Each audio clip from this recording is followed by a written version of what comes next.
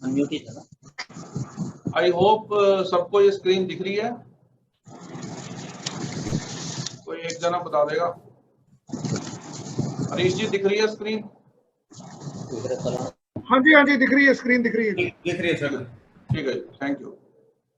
तो Haryana engineering works portal जो है ये एक सिंगल विंडो प्लेटफॉर्म के जरिए इसको बनाया जा रहा है कि जो कॉन्ट्रैक्टर्स और डिपार्टमेंट के जो भी ट्रांजैक्शंस हैं या इंटरेक्शंस हैं वो सारी इस डिपार्टमेंट पोर्टल के थ्रू होंगी। चाहे कॉन्ट्रैक्टर के साथ उसकी रजिस्ट्रेशन है, चाहे उसका आगे टेंडर है, चाहे उसके बाद में अलॉटमेंट है, चाहे उसके बिल है, ये कंप्लीट एंड टू एंड, चाहे पेमेंट है, एंड टू एंड एक सोल्यूशन डेवलप होने जा रहा है जिसकी डिफरेंट स्टेजेस के जरिए इसको अभी लॉन्च करा जा रहा है। अभी फर्स्ट स्टेज है ये जो लॉन्च कर रहे हैं, जिसके बारे में आज हम बताएंगे। तो ये एक रजिस्टर्ड कॉन्ट्रैक्टर्स के जो है अभी जो एम है आज की जो वीसी है उसमें जो कॉन्ट्रैक्टर रजिस्ट्रेशन जो है, जो मॉड्यूल है उसके बारे में बताएंगे और कॉन्ट्रैक्टर रजिस्ट्रेशन का क्या बेनिफिट होगा, how it is different than the contractor enlistment, उसके बारे में मैं चर्चा करूंगा आपको कि उससे ये कैसे डिफरेंट है। तो ये एक रजिस्टर्ड कॉन्ट्रैक्टर्स जो है ना उनको एक बेनिफिट होगा कि उनको अर्नेस्ट मनी नहीं देनी टेंडर्स में। उनको एक रजिस्ट्रेशन वो करवाते हैं तो उसको अर्नेस्ट मनी एग्जम्पशन मिल जाएगी। वो कितने भी टेंडर में पार्टिसिपेट करें उनको अर्नेस्ट मनी डिपॉजिट नहीं करना पड़ेगा। उसके बाद कॉन्ट्रैक्टर्स की जो इंटरेक्शन है डिपार्टमेंट्स के साथ वो थ्रू इस पोर्टल के ही होंगी। तो समय जो है वो पेपरलेस, कैशलेस, फेसलेस। तो इस तरह की जो उसकी कोई भी जो डिपार्टमेंट के साथ इंटरेक्शन होगी ये एक सिंगल विंडो की तरह ये डेवलप होगा आने वाले समय में। वो जो भी करेगा इसके थ्रू ही करेगा। उसके बाद ट्रांसपेरेंसी इससे इंप्रूव होगी और ये जो तीनों डिपार्टमेंट्स में ये वैलिड रहेगी। इसकी जो रजिस्ट्रेशन है, रजिस्ट्रेशन जो है वो जो टेंडर इवैल्यूएशन है या प्री क्वालिफिकेशन क्राइटेरिया है उससे इसको हमने मिक्स नहीं करना। रजिस्ट्रेशन जो है वो इंजीनियरिंग डिपार्टमेंट में अगर एक बार हो जाएगी तो वो तीनों डिपार्टमेंट में कहीं भी अगर बिड कर सकता है। तो बिड करने पे उसको अर्नेस्ट मनी नहीं लगेगी, बट इसका मतलब ये नहीं है कि उसको उस टेंडर की कोई स्पेसिफिक कंडीशंस, रिक्वायरमेंट्स उसको फुलफिल नहीं करना। से एक चीज मैं आपको थोड़ा सा ये बता दूं कि अब जो नई गाइडलाइंस आ रही है उसमें 1 करोड़ से ऊपर अनलिस्टमेंट खत्म होने जा रही है। पीडब्ल्यूडी बीएनआर नोडल डिपार्टमेंट जो इसके ऊपर काम कर रहा है और अनलिस्टमेंट रूल्स जो है नए जो तीनों डिपार्टमेंट्स पे एप्लीकेबल होंगे वो अगले 10, 15, 20 दिन में आपको मिल जाएंगे। उसमें ये प्रोविजन की जा रही है कि जो 1 करोड़ से ऊपर है वो अनलिस्टमेंट नहीं करनी हमने कोई भी। 1 करोड़ से ऊपर कोई भी टेंडर लगेगा वो ओपन टेंडर लगेगा, ओपन टू ऑल। उसमें जो है आपकी प्री क्वालिफिकेशन कंडीशंस जो है वो स्पेसिफाइड होंगी और कॉन्ट्रैक्टर्स को वो प्री क्वालिफाइड कंडीशन को फुलफिल करना होगा। और आपकी जो भी कॉम्पिटेंट अथॉरिटी उसमें कोई कमेटी आपकी एग्जामिन करेगी हर टेंडर को 1 करोड़ से ऊपर को, तो उसके अकॉर्डिंगली उसकी जो एलिजिबिलिटी है डिफाइन होगी। तो रजिस्ट्रेशन का मतलब ये नहीं है कि वो 1 करोड़ से ऊपर से उसकी 10 करोड़ की मीटिंग में ये अगर कोई उसकी अनलिस्टमेंट अगर रजिस्ट्रेशन होगी तो वो उस टेंडर के लिए एलिजिबल हो गया। तो एलिजिबिलिटी उसकी अलग एलिजिबिलिटी कंडीशन से डिफाइन होगी। इससे सिर्फ उसको एक ही बेनिफिट मिलेगा कि उसको अर्नेस्ट मनी नहीं भरनी पड़ेगी। तो प्रोसेस फ्लो क्या होगा, जो ये हरियाणा इंजीनियरिंग वर्क्स पोर्टल है इसका प्रोसेस फ्लो जो है वो इस तरह से होगा कि सबसे पहले लॉगिन कॉन्ट्रैक्टर जो है लॉगिन क्रिएट करेंगे। लॉगिन क्रिएट करना, उसको कॉन्ट्रैक्टर आईडी मिल जाएगा एक। तो ये मैंडेटरी है कि 1 अगस्त 2021 तक सब कॉन्ट्रैक्टर्स अपना आईडी इस पोर्टल पे जनरेट कर लें। आईडी जनरेट करना बहुत सिंपल टास्क है, 5 मिनट लगते हैं। कुछ बेसिक इंफॉर्मेशन उसके पास होनी चाहिए।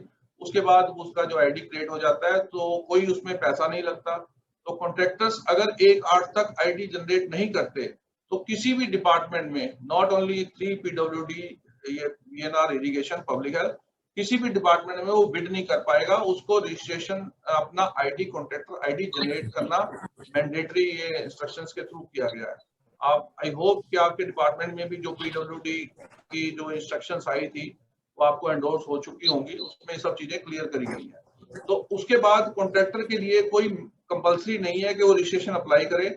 It is purely mandatory. अगर वो नहीं रजिस्टर्ड है तब भी वो टेंडर डाल सकता है। उस केस में उसको जो है ईएमडी की एग्जम्पशन नहीं मिलेगी। तो ये अगर वो अप्लाई करता है तो उसको जो रजिस्ट्रेशन है करने के लिए उसको वन टाइम डिपॉजिट देना पड़ता है अगर वो एलिजिबल हो जाता है रजिस्ट्रेशन के लिए। तो वन टाइम डिपॉजिट जो है वो इसलिए रखा गया है कि बाय चांस वो आपका पीएमडी नहीं भरता, टेंडर ले लेता है और बाद में काम नहीं करता, तो उसकी वो डिपॉजिट है उसको फॉरफिट किया जा सके, कोई उसके अगेंस्ट कोई एक्शन हुआ है तो उसको डिपॉजिट को उसके ऊपर एक्शन हो सके। तो वो डिपॉजिट जो है वो रिफंडेबल डिपॉजिट है, वो कॉन्ट्रैक्टर का, वो वन टाइम फी नहीं है, वो डिपॉजिट है। वो एक रजिस्ट्रेशन जो है वो आगे मैं बताऊंगा कितने 5 साल के लिए अवेलेबल है। तो ऐसे ही वो जितने भी टेंडर्स हैं अवेलेबल उसमें पार्टिसिपेट कर पाएगा, उसको कॉन्ट्रैक्ट जो है अवार्ड हो पाएंगे। तो उसके बाद वो जो भी प्रोग्रेस है वो अपनी progress MB bill submit, contractor खुद एमबी सबमिट करेगा और वो जो है फिर कंसर्न जेई को ऑनलाइन जाएगी। तो ऑनलाइन के बाद वो बिल प्रोसेस होगा, उसकी पेमेंट होगी। तो ये सारा जो आने वाले समय में जो मैं वर्क फ्लो है ओवरऑल कंसेप्ट आपको बता रहा हूँ। इसमें अभी जो लॉन्च किया है और आज की वीसी जो है वो सिर्फ रजिस्ट्रेशन जो इसका पहला पार्ट है सिर्फ उसके बारे है। तो डिपार्टमेंट ऑफिशियल्स के पास जो लॉगिन होगा उसमें वो जो है सारा एचएसआर नया और एनएस आइटम उसको बेस करते हुए डिवीजन जो है एस्टीमेट ऑनलाइन बनाएगी अपने लॉगिन से, और उसके बाद एस्टीमेट बनाने के बाद आपको टेक्निकल सैंक्शन, एडमिनिस्ट्रेटिव अप्रूवल सारा वेबसाइट पे होगा, चाहे वो रिवाइज टेक्निकल है चाहे रिवाइज एडमिनिस्ट्रेटिव है। उसके बाद जो भी डीनेटी बननी है वो डीनेटी यहाँ पे बनेगी। डीनेटी बनने के बाद उसकी जो अलॉटमेंट है जो एनआईसी का ई टेंडर पोर्टल है उससे ये इंटीग्रेट होने जा रहा है। तो एनआईसी के ई टेंडर पोर्टल पे जो आप अभी टेंडर अपलोड करते हैं वो बंद हो जाएगा। इसी पोर्टल के बाद आप पुश करेंगे, तो जैसे आपके डिपार्टमेंट में ट्रेजरी में डाटा अगर पेमेंट करनी होती है तो यहाँ से आप पुश करते हो, तो इस तरह से यहाँ से डाटा चला जाएगा और ई टेंडर में आपका टेंडर बन जाएगा। स्टैंडर्ड बिड डॉक्यूमेंट जो अपना है वो पूरे डिपार्टमेंटों में आपके पास स्पेसिफिक और जनरल कंडीशन उसमें ऐड करने के लिए वो भी जो आपका डॉक्यूमेंट है वो भी इसी पोर्टल से जनरेट हो जाएगा। आपको टेंडर फॉर्म अलग से, जैसे हमारे हम हार्ड कॉपी में उसमें डेट्स भरते हैं, वर्क का नाम भरते हैं, वो सारा कुछ आपको यहीं से एक कंसोलिडेटेड 100-150 पेज का एक डॉक्यूमेंट जो है यहीं से जनरेट हो जाएगा और उसको आपको ई टेंडर पोर्टल में वहां पे डालना है और जो बीओक्यू है वो आपका यहीं से शिफ्ट हो जाएगा। तो ये इस तरह से ये आपका जो अवार्ड कॉन्ट्रैक्ट आपका हो जाएगा। और ये उसके बाद जो वेरीफाई एक्सेप्टेंस ऑफ बिल्स, ये सारा प्रोसेस जो है इसी के थ्रू चलेगा।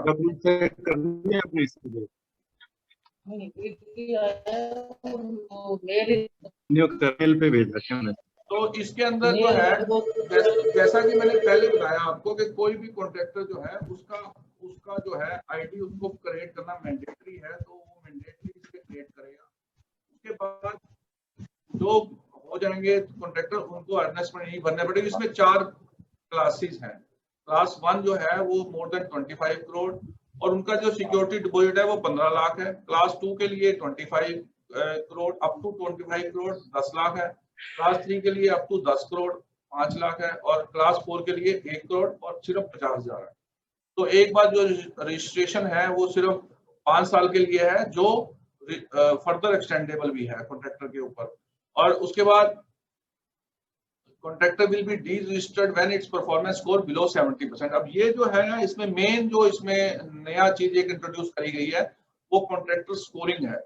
कॉन्ट्रैक्टर्स की जो प्रीवियस जहां भी उसने काम किया है उसकी जो है मार्किंग होगी, अवार्ड किए जाएंगे उसको मार्क्स। तो जो मार्क्स अवार्ड होंगे जितने भी उसके प्रीवियस वर्क्स हैं, तो जैसे उसका जो स्कोर आया है वो 70% से ऊपर होगा अगर, तभी उसको ये बेनिफिट मिलेगा। अदरवाइज अगर वो उसकी रजिस्ट्रेशन ही नहीं होगी अगर उसका 70% से कम स्कोर है, और अगर एक बार रजिस्ट्रेशन हो भी गई और उसके नए और वर्क वो करता जा रहा है उसके डायनेमिक बेसिस पे उसकी जो स्कोर है ये अपडेट होता रहेगा और उसके स्कोरिंग के बेसिस पे उसकी रैंकिंग रहेगी। अगर किसी कॉन्ट्रैक्टर की एक बार रजिस्ट्रेशन हो गई और उसके बाद उसका स्कोर 70% से नीचे चला गया तो ऑटोमेटिकली वो डी रजिस्टर हो जाएगा और उसकी जो रजिस्ट्रेशन है वो डीएक्टिव हो जाएगी। अगर विद इन 6 मंथ वो दोबारा से रीगेन कर लेता है अपने स्कोर तो उसके जो है रजिस्ट्रेशन जो है दोबारा से वैलिड हो जाएगी। ये जो स्कोर मिलना कैसे है इसके बारे में आपको आगे दिखाऊंगा कि हाउ ये इसका स्कोर का प्रोसेस क्या है। तो ये स्कोरिंग जो है एक 6 क्वेश्चन और 20 क्वेश्चंस के ऊपर बेस्ड हुई है, तो इसको कैसे है वो आपको बाद में दिखाएंगे। तो स्कोरिंग इसमें मेन जो इसमें नई चीज इंट्रोड्यूस करी गई है वो स्कोरिंग है। तो स्कोरिंग के बेस के ऊपर सारी कॉन्ट्रैक्टर काइंडली म्यूट करके रखें, अगर किसी का है तो काइंडली म्यूट कर लें। तो जो कॉन्ट्रैक्टर रजिस्टर्ड होंगे उनको जब भी कोई टेंडर में पार्टिसिपेट करेंगे तो इस पोर्टल से एक general bid security declaration form होगा, वो तभी जनरेट होगा अगर उनका स्कोर 70% से ऊपर है, और वो फॉर्म उनको हर टेंडर की टेक्निकल वैल्यूएशन जो एनवेलप है उसमें लगाना पड़ेगा। उसको देखते ही जो भी टेंडर लगेगा, कंसर्न एग्जीक्यूटिव इंजीनियर अगर उसने टेंडर बिना ईएमडी के भरा है तो उसको वो एक्सेप्ट करना पड़ेगा उसको। तो ये जो है इसमें है। और कॉन्ट्रैक्टर जो है अगर वो चाहे किसी भी टाइम वॉलंटरी डी रजिस्टर कर सकते हैं और वो उनका जो सिक्योरिटी डिपॉजिट है वो रिफंड हो जाएगा। तो इसमें ये प्रोविजन की गई है। तो कॉन्ट्रैक्टर रजिस्ट्रेशन फ्लो जो है, contractor are required to create ID and login on new portal. तो पोर्टल भी आपको दिखाएंगे कैसे उसमें जाना है और कैसे क्रिएट करना है। तो उनको एक आईडी जनरेट करना है जो टोटली फ्री है और इसमें सिर्फ कुछ समय लगता है, वो उनको मैंडेटरी क्रिएट करनी है। उसके बाद एक सर्टिफिकेट जो है वो कोई भी जब 1/8 के बाद वो जो क्रिएट करने के बाद एक सर्टिफिकेट वहां से निकलता है, उस सर्टिफिकेट को हर टेंडर के अंदर as a essential technical valuation document, जैसे आप अभी हो सकता है प्रोबेबली आप कहते हो भी ये अनलिस्टमेंट सर्टिफिकेट आपका लगा हुआ है, अगर नहीं लगा हुआ तो हम इस टेंडर को एक्सेप्ट नहीं करेंगे, क्योंकि हमने जो टेंडर इन्वाइट किया है वो ओनली अनलिस्टेड कॉन्ट्रैक्टर से इन्वाइट किया है। तो इस तरह से आपको जो है अनलिस्टमेंट के साथ साथ अगर वो दूसरा है कॉन्ट्रैक्टर आईडी जो है वो मस्ट होना चाहिए 1/8 के बाद, नहीं तो आपके पास अथॉरिटी है कि आप उस टेंडर को रिजेक्ट कर दें। जबकि कॉन्ट्रैक्टर आईडी जनरेट करना बहुत ही एक आसान काम है, जो इसीलिए हम बार बार आपसे ये भी रिक्वेस्ट है कि आप अपने कॉन्ट्रैक्टर्स को सेंसिटाइज करें, उनको लेटर्स लिखें, उनको जब भी मीटिंग हो उनको इन्फॉर्म करें कि आप 1/8 से पहले अपना आईडी बना लें, क्योंकि लास्ट मोमेंट हिकअप ना हो, किसी को कोई दिक्कत आए। तो जो भी आपके कॉन्ट्रैक्टर्स अभी प्रेजेंटली काम कर रहे हैं वो अपना आईडी बनाते रहें। तो उसके बाद कॉन्ट्रैक्टर्स के पास ऑप्शन है कि वो रजिस्ट्रेशन अप्लाई कर सकता है अगर वो चाहे तो, जैसे मैंने पहले बताया इट्स ऑप्शनल, अगर वो चाहे तो कर सकता है। उसके बाद कॉन्ट्रैक्टर जो है उसके अंदर जो रजिस्ट्रेशन अप्लाई करेगा उसमें अपने प्रीवियस जितने भी वर्क्स हैं उनका एक डालेगा कि मेरे पास मैंने ये काम किया हुआ है, उन कामों की वेरिफिकेशन होगी। तो वेरिफिकेशन कैसे होगी वो भी मैं आगे बताऊंगा कि वेरिफिकेशन होगी वो कंसर्न हरियाणा में करना पड़ेगा। भी डिपार्टमेंट में अगर उसने काम किया है तो वो कंसर्न डिपार्टमेंट के ऑफिशियल के पास जो प्रेजेंटली वहां पोस्टेड है उस ऑफिस में, वो पिछले 7 साल का कोई भी काम है वो डाल सकता है। तो उनके पास जाएगा, वो ऑफिशियल रिकॉर्ड के ऊपर बेस करते हुए वो उसको मार्क्स अवार्ड करेंगे। वो मार्क्स अवार्ड करने वाला जो मैंने बताया लास्ट में आएगा। तो वेरिफिकेशन जो है कि जैसे क्या होता था आपके पास कोई एनलिस्टमेंट का अगर कोई आता था केस, तो आप उसका कंप्लीशन सर्टिफिकेट उसने किसी भी डिपार्टमेंट में किया हो सकता है, आप उस कंप्लीशन सर्टिफिकेट के बेसिस पे उसकी एनलिस्टमेंट जो है रिकमेंड कर देते थे। अब अगर वो हरियाणा गवर्नमेंट का अगर कंप्लीशन सर्टिफिकेट उसने दिया है तो आपको ऑनलाइन उसकी वेरिफिकेशन करवानी पड़ेगी कंसर्न एग्जीक्यूटिव इंजीनियर से, जहां भी उसने काम किया है, या कंसर्न ऑफिस इंचार्ज जिसमें उसने ये किया है। तो वो जो उसका कंप्लीशन सर्टिफिकेट है वो अपलोड करेगा, लेकिन वो कंप्लीशन सर्टिफिकेट सबसे पहले कंसर्न ऑफिसर इंचार्ज के पास दिखेगा, फिर उसके बाद उसके मार्क्स आएंगे, तो आगे आप रजिस्ट्रेशन की एप्लीकेशन प्रोसेस करोगे।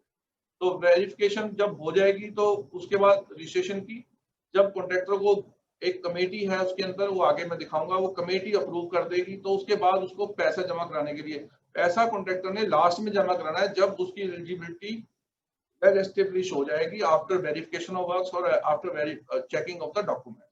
तो उसके बाद उसका जो है किसी से उसको नहीं मिलना, ऑनलाइन उसने अपने पैसे पे करने हैं और एक सर्टिफिकेट निकाल लेना है जिससे he will be declared as the registered contractor।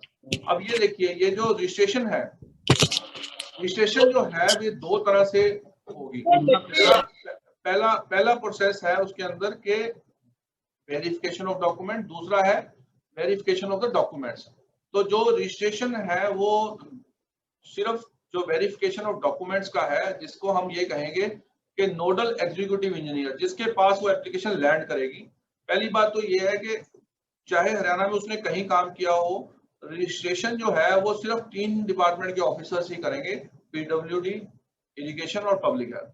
तो इन तीनों डिपार्टमेंट जो है, इनमें से कोई भी डिपार्टमेंट के पास ये एप्लीकेशन कंसर्न एग्जीक्यूटिव इंजीनियर के पास आ सकती है।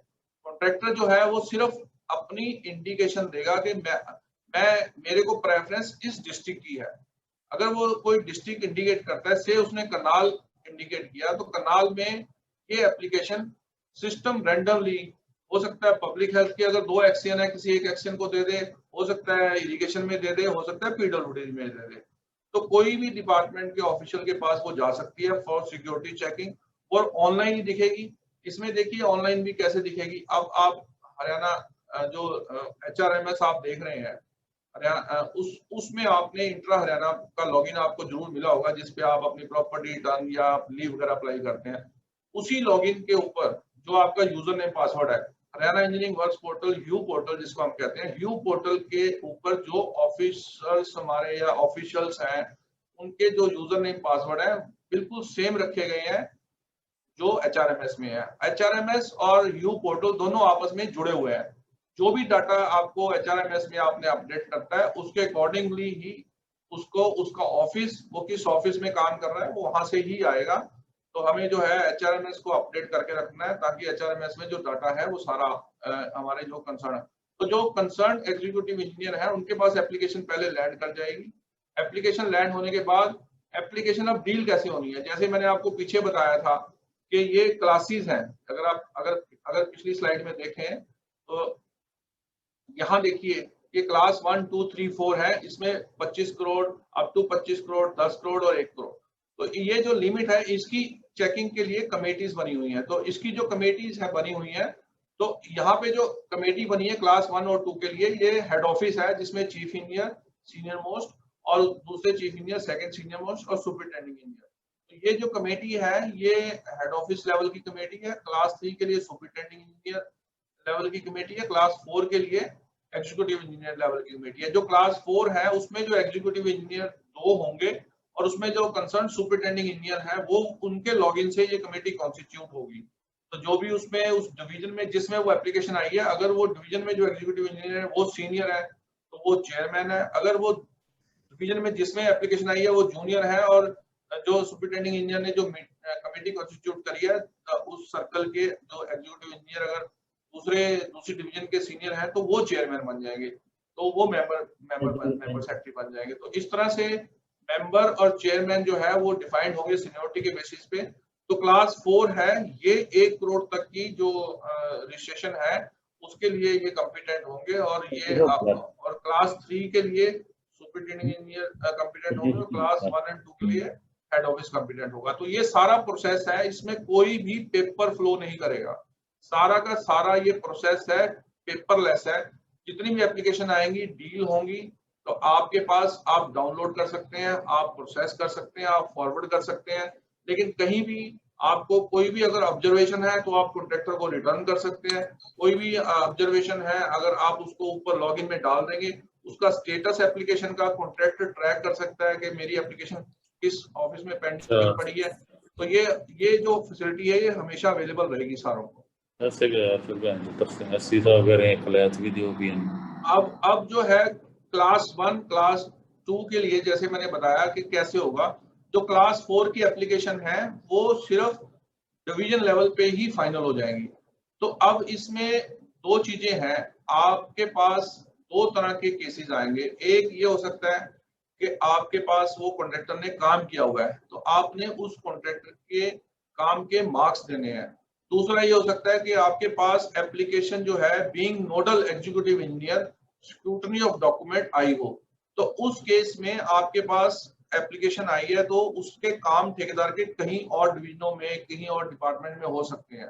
तो सबसे पहले तो वो जो एप्लीकेशन है जो उस कॉन्ट्रैक्टर्स के ने काम दूसरे डिपार्टमेंट में की है, दूसरे ऑफिस में की है, तो उनके लॉगिन से उसको जो है मार्किंग होके आपके पास आएगी, तब आप उसको प्रोसेस कर सकते हैं। इसमें 15 दिन का टाइम दिया गया है। तो verification of works previously completed by the contractor और awarding of marks will be done by the concerned office incharge of that division. तो वो जब 15 दिन के अंदर आ जाएगी तो उसके बाद स्क्रूटनी ऑफ डॉक्यूमेंट करके उस एप्लीकेशन को प्रोसेस कर सकते हैं कंसर्न्ड एग्जीक्यूटिव इंजीनियर। अगर तो क्लास 4 है तो वहीं पे जो सर्कल से आपको कमेटी कॉन्स्टिट्यूट करानी पड़ेगी जो कंसर्न सुपरिटेंडिंग इंजीनियर के लॉगिन से बनेगी, जो एक्शन लेवल की कमेटी है। ऐसे ही जो क्लास 3 की कमेटी है उसमें सर्कल लेवल के जो है केसेस को आप फाइल कर सकते हो। अगर वो केसेस हायर अथॉरिटी के हैं तो वो आपको क्लास 1-2 के हेड ऑफिस भेजने पड़ेंगे।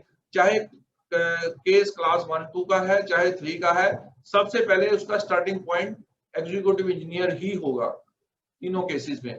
तो अगर वो केस क्लास 1 का है तो executive engineer concern superintending engineer को फॉरवर्ड करेगा और सुपरिटेंडिंग इंजीनियर जो है उनको चेक करके हेड ऑफिस को फॉरवर्ड करेंगे। तो इसलिए ये जो है तीनों केसेस अलग अलग कॉम्पिटेंट अथॉरिटी से फाइनल होंगे बेस्ड ऑन द अमाउंट, लेकिन जो स्टार्टिंग पॉइंट होगा वो नोडल एग्जीक्यूटिव इंजीनियर होगा। अब नोडल एग्जीक्यूटिव इंजीनियर के पास दो तरह के केस आ सकते हैं। एक तो ये आ सकता है भाई हरियाणा के अंदर उसने काम किया है तो उसके अंदर कंप्लीशन सर्टिफिकेट जो उसने डॉक्यूमेंट लगाया है तो कंसर्न ऑफिसर जैसे मैंने बताया वो देगा मार्क्स। अब दूसरा केस हो सकता है कि वो डिपार्टमेंट जिसमें उसने काम किया है वो आउटसाइड हरियाणा के डिपार्टमेंट से है, तो हो सकता है विद इन हरियाणा भी किसी और प्राइवेट सेक्टर में काम किया हो सकता है किसी आउटसाइड स्टेट में कहीं काम किया हो।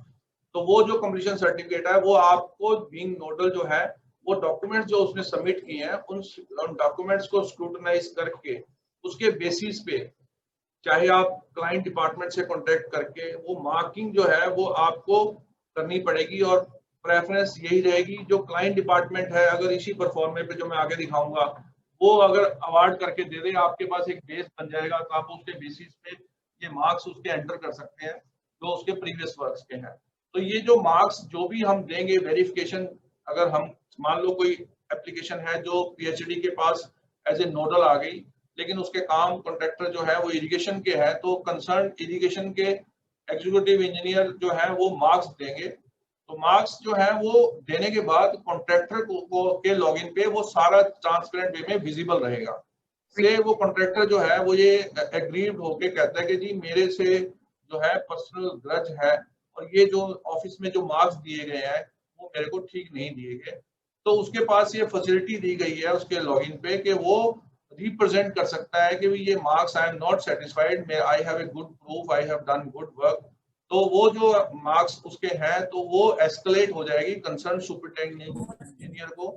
वो जो है जो marks awarded by executive engineer जिन्होंने काम करा है वो और जो कॉन्ट्रैक्टर की जो है वो जो भी उसकी सबमिशन है उसको देखते हुए फाइनल डिसीजन उसमें अवार्ड करेंगे कि भाई यस आपके जो है ना ये मार्क्स जो है दीज आर फाइनल मार्क्स। उस मार्क्स के साथ जो है वो आगे सारी एप्लीकेशन प्रोसेस होगी। मार्क्स जो है इसमें बहुत ही इंपॉर्टेंट हो जाएंगे कॉन्ट्रैक्टर्स के लिए। तो कॉन्ट्रैक्टर्स जो है वो मार्क्स के लिए जो है वो बिल्कुल ये करेंगे कि क्योंकि अगर मार्क्स उनके अच्छे रहते हैं 70% से ऊपर रहते हैं तो उनको बेनिफिट रहेगा, अगर मार्क्स उनके नीचे गए तो हमें जो है हो जाएंगे। तो इसमें जो मार्क्स जो है वो अभी मैं आगे दिखाता हूँ। सबसे पहले ये जो मैंने बताया था आपको 15 दिन का टाइम दिया गया है। जो वेरिफिकेशन ऑफ इंडिविजुअल वर्क है टोटल 60 दिन का टाइम है। अगर नोडल डिवीजन के पास अगर हम देखें तो 15 दिन का टाइम है, सर्कल के पास 15 दिन है, हेड ऑफिस 15 दिन है। तो अगर कोई केस जो है वो डिवीजन लेवल कमेटी है तो मोस्टली उसमें 30 डेज से ज्यादा नहीं लगने चाहिए। अगर सर्कल लेवल के हैं तो 45 डेज, अगर हेड ऑफिस के हैं तो फिर 60 डेज। तो मैक्सिमम 60 डेज के अंदर ये केस हमने डील करने हैं, ये हमारा टाइमलाइन इसमें डिफाइंड है। और कॉन्ट्रैक्टर जो है वो वेरिफिकेशन ऑफ वर्क्स कैसे होगा उसका जो उसका, तो इसमें quality, cost, timely overall are the key parameters. इसमें ये 3 पैरामीटर हैं और 6 इंडिकेटर अप्रेजल परफॉर्मा जो इसमें बनाया गया है। तो इसके अंदर जो हमारे 6 क्वेश्चंस हैं वो 2 तरह के हैं। आप वेबसाइट पे जाएंगे, अभी आपको दिखाएंगे, वहां पे रजिस्ट्रेशन रूल्स की कॉपी डाली गई है। वहां पे उस रूल्स के अंदर वेरी वेल डिफाइंड है। मेरी रिक्वेस्ट है कि आप उसको डाउनलोड करके प्रिंट करके पढ़ें, अपना पढ़ें। उसके अंदर ये सारी है कि कैसे हम क्वेश्चंस उसको रैंक करेंगे। जो हमारे काम जो है फ्यूचर में जो इस पोर्टल के थ्रू अवार्ड होंगे वो इस पोर्टल के, तो उसमें स्कोरिंग जो है ऑटोमेटिकली जो सिस्टम जो है उसकी परफॉर्मेंस पे क्या उसने विद इन टाइम कंप्लीट किया कि नहीं किया, तो हमें अवार्ड करने की जरूरत नहीं पड़ेगी, सिस्टम अपने आप बता देगा। क्या उसने जो है ना ये कोई इसमें जो क्वालिटी ऑफ कंस्ट्रक्शन है या कुछ और चीजें, ऐसी बहुत सी चीजें जो है, कुछ तो जो सुपरवाइजरी उनके ऑफिसर्स हैं उनको देनी पड़ेगी फीडबैक। कुछ चीजें जो है जो सिस्टम जनरेटेड पॉसिबल होंगी जिसमें ह्यूमन इंटरवेंस की, तो उसके हिसाब से उसके मार्क्स ऑटोमेटिकली अवार्ड होने लग जाएंगे। लेकिन प्रेजेंटली जो सिस्टम है, क्योंकि ये ऑनलाइन नहीं काम हुए हुए, तो जो 6 इंडिकेटर्स हैं उसके लिए मार्क्स हमें भरने पड़ेंगे उसके क्वेश्चन। तो बाद वाला जो है उसमें 20 पॉइंट्स हैं जो ऑटोमेटिकली होगा, उसमें 5 मार्क्स का ईच क्वेश्चन है। तो ये जो है ना, ये 100 मार्क्स है जो कॉन्ट्रैक्टर्स के, जो इसके ऊपर जो उसने काम किए हैं। ये काम मैं बार फिर से रिपीट कर रहा हूँ कि जो काम इरिगेशन में एग्जीक्यूटिव इंजीनियर के पास हुए हैं, ये सिर्फ उन्हीं के मार्क्स आपने अवार्ड करने हैं। ये एक अगर कोई हमारा लोहारू डिवीजन में कोई कॉन्ट्रैक्टर ने काम किया है तो वो अपना बताएगा कि मैंने इस साल में ये काम किया, उसका एक फॉर्मेट वो भरेगा, उसके साथ वो कंप्लीशन सर्टिफिकेट भी वेबसाइट पे अपलोड करेगा, उसके साथ वो डिवीजन बताएगा। तो वो अगर उसने लोहारू डिवीजन बताई तो लोहारू डिवीजन के लॉगिन पे जो कंसर्न एग्जीक्यूटिव इंजीनियर है उनके एचआरएमएस के लॉगिन पे ये एक स्क्रीन दिखने लग जाएगी भी आपके पास ये वर्क है, आप इसमें अवार्ड करिए मार्क्स।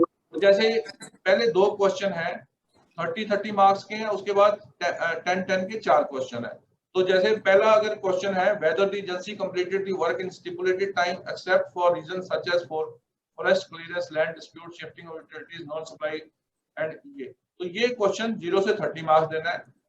और वेदर जैसे उसने टाइम एक्सटेंशन ली नहीं ली, 2 बातें अभी, एक तो उसके हाथ में नहीं था जो चीजें जिस कारण से वर्क एक्सटेंड हुआ टाइम। अगर कोई ऐसी क्लियरेंस पेंडिंग नहीं थी डिपार्टमेंट की तरफ से लेकिन फिर भी काम डिलेड हुआ है तो फिर उसके बेसिस पे आपने जो है मार्क करना है। ऐसे ही quality of work and workmanship was satisfactory, इसमें नो डाउट हम हर में सर्टिफिकेट देते हैं work has been completed as per PWD specification, लेकिन वर्कमैनशिप जो है वो एक बड़ा इंपॉर्टेंट पैरामीटर है। तो उसके बेसिस पे हमने उनको रैंक करना है कि भी हाँ इसकी वर्कमैनशिप कैसी थी, इसकी क्वालिटी ओवरऑल कैसी थी। अच्छा, whether the agency maintained the receipt and consumption register of stock as per contract, 0 में से 10 number, whether the agency deputed key personnel as per contract, whether the agency followed the instruction given by the engineer in charge, whether the agency followed safety norm during execution of work। तो ये 100 में हमने marks देने हैं।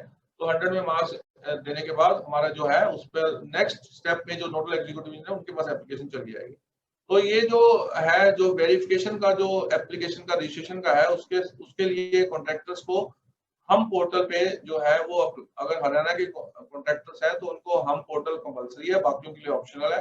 परिवार पहचान पत्र के साथ इंटीग्रेशन करी गई है तो एवरी कॉन्ट्रैक्टर्स जो है प्रेफरेबली वो पहचान पत्र बना ले तो उनको दिक्कत नहीं आएगी। एचआरएमएस के साथ जैसे मैंने बताया कि एचआरएमएस जो है इस टाइम बहुत इंपॉर्टेंट हो गया है, not only for the officers. मैं आपको ये मेरी रिक्वेस्ट है कि executive engineer, superintending engineer level तक ही नहीं, इनफैक्ट जो भी नीचे मिनिस्ट्रियल स्टाफ है, क्लर्क्स है, असिस्टेंट है, डिप्टी सुपरिटेंडेंट्स है, जेईज, एसडीओ, सभी का जो डाटा है वो उस ऑफिस में अपडेट होना चाहिए। और जो भी अपडेट होगा वो नेक्स्ट डे जो है ना आपको हरियाणा इंजीनियरिंग वर्क्स पोर्टल में दिखेगा। तो इमीडिएटली अपडेट होने पे नहीं आएगा। जैसे कोई ट्रांसफर, पोस्टिंग, रिटायरमेंट अगर कोई होती है एम्प्लॉय की और एचआरएमएस में अपडेट की जाती है तो नेक्स्ट डे जो है ईहो पोर्टल पे उसका जो है रिफ्लेक्शन आना शुरू हो जाएगा। तो इसलिए काइंडली जो भी आपको मैकेनिज्म बनाना है तो ये अगर आपका एचआरएमएस पोर्टल जो है अगर सही अपडेटेड नहीं है तो आपको इस पोर्टल में फ्यूचर में जैसे टेंडर लगाने की स्टेज में आप जब जाओगे तो आपको दिक्कतें आएगी, एस्टिमेट बनाने की स्टेज में आओगे क्योंकि वो भी ऑप्शंस जल्दी ही रोल आउट हो जाएंगी। तो इसलिए अभी से हम इसको एचआरएमएस को स्ट्रेंथन करने के लिए जो जो स्टेप्स लेने हैं उसको आप अपने कर लीजिए। तो इसके बाद जो कॉन्ट्रैक्टर्स का यूनिक आईडी है जो ट्रेजरी के ऊपर वो भी इसके साथ लिंक किया गया है। कॉन्ट्रैक्टर जो है ना उनको जो सारी इंफॉर्मेशन सिस्टम से कैप्चर हो जाएगी और ऐसे ही अब इसको ई टेंडरिंग पोर्टल के साथ भी इसको लिंक किया जा रहा है। तो ये जो है हरियाणा सैलिएंट फीचर्स हैं इसके जो इसमें आने वाले हैं। तो अब जो वे फॉरवर्ड है जैसे मैंने बताया नेक्स्ट इसका जो वर्जन आएगा उसमें एस्टिमेट और डीएनआईटी आपको इसी पोर्टल पे बनानी पड़ेगी। उसके बाद जो है उसमें rough cost estimate, detailed estimate, administrative approval, technical sanction, revise technical sanction, revise administrative approval, preparation of DNIT, आपको एनहांसमेंट, तो इस तरह की सारी चीजें इसमें आ जाएगी। ई टेंडरिंग के बाद आपकी जो है ना सारा technical valuation, allotment of work, revise, enhancement, ये सब चीजें इसमें आ जाएंगी, नेगोशिएशन, अलॉटमेंट ऑफ वर्क। तो उसके बाद measurement book and billing and payment. तो जब तक कॉन्ट्रैक्टर की पेमेंट नहीं होगी तो सारा ओवरऑल इस पोर्टल के थ्रू आने वाला है फ्यूचर में। तो ये स्टेप टू स्टेप इसको रोल आउट होता है। नेक्स्ट स्टेप जो है एस्टिमेट डीएनआईटी है, ये जैसे ही गवर्नमेंट हमें ग्रीन सिग्नल दे देगी हम इसको लॉन्च कर देंगे।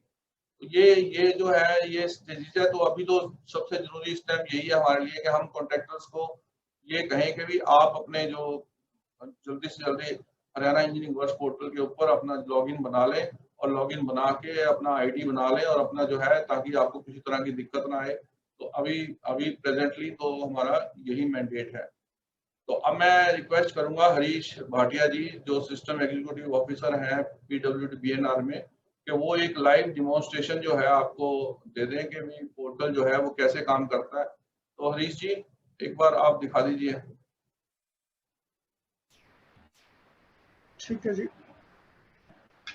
नमस्कार जी, मैं हरीश भाटिया। आपको एक बार मैं जैसे बाती सर ने बताया, एक बार आपको मैं पूरा लाइव गो थ्रू करा देता हूँ पोर्टल कैसे काम करती है, क्या हमारी पोर्टल पे फीचर्स हैं, क्या कॉन्ट्रैक्टर के लिए फैसिलिटीज अवेलेबल हैं, और कैसे हमें जो एज एम्प्लॉय हमें लॉगिन करना है, वो सारे प्रोसीजर्स मैं आपको बता देता हूँ।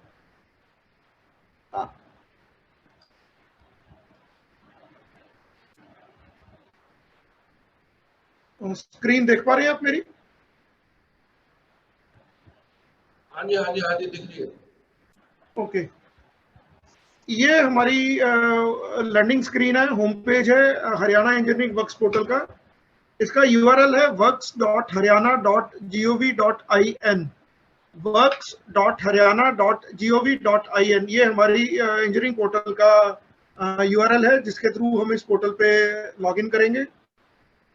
ये होम पेज है जहां आप देख सकते हैं पीडब्ल्यूडी का भी लिंक है, इरिगेशन डिपार्टमेंट का भी लिंक है, पब्लिक हेल्थ का भी लिंक है और यूएलबी का भी लिंक है। जैसे जैसे डिपार्टमेंट्स ऑन बोर्ड होते जाएंगे, यहाँ डिपार्टमेंट्स हम ऐड करते रहेंगे। बॉटम पे आप देख रहे हैं व्हाट्स न्यू, जहां कुछ भी नई चीज कोई आती है तो वो हम यहाँ ऐड कर रहे हैं।